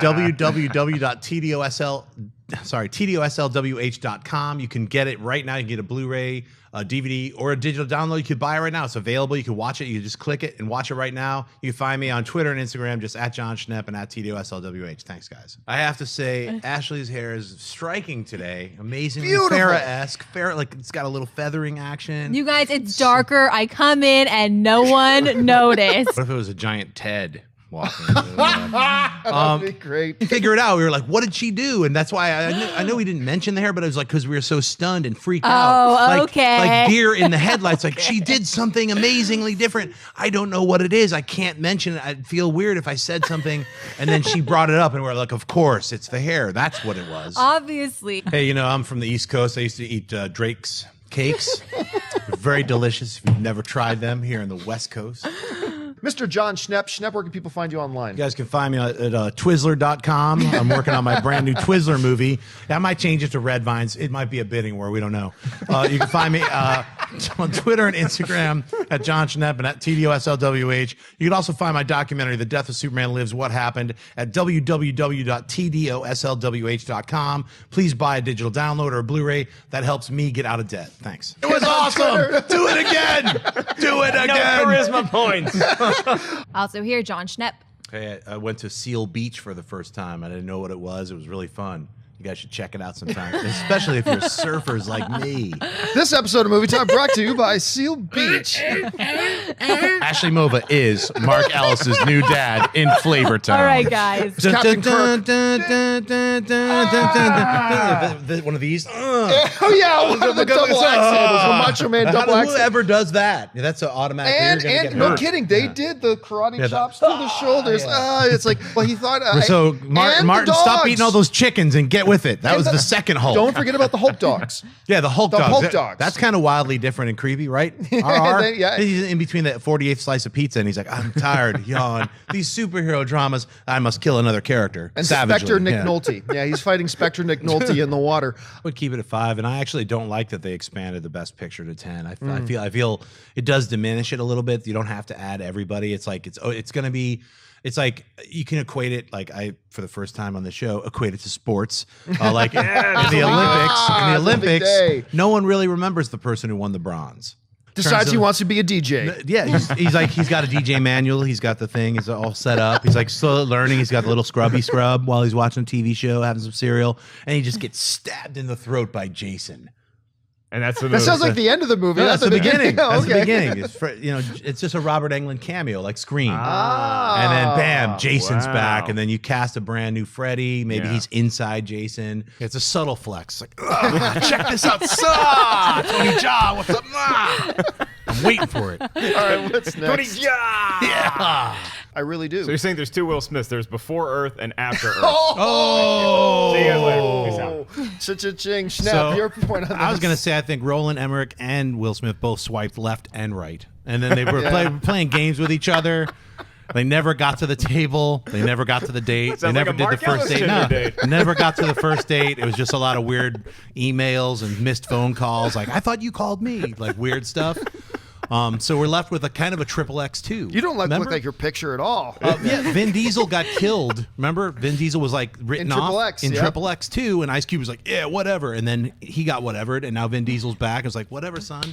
So Will Smith I've been could- whatevered a lot on Tinder. I think Will Smith might be back in ID Forever Part 8. And it'll just wipe away like, oh, that guy who got killed was actually my clone from the other aliens from some other weird thing. And now the aliens' grandchildren are That's coming right. back for revenge. All of the Jada Pinkett Smith and everyone's going to be in the movie. I don't know. The big what if, though, is Batman v Superman, it has to be good. It's not, it better be good. It has to be because it better be good too. Right, it better be good. But it literally, that trailer, that second trailer really doused a lot of people, including myself. Like, why did you have to show all that? It was unnecessary. Fire the guy who cut that trailer. The people who were in charge of cutting that trailer, really bad decision making.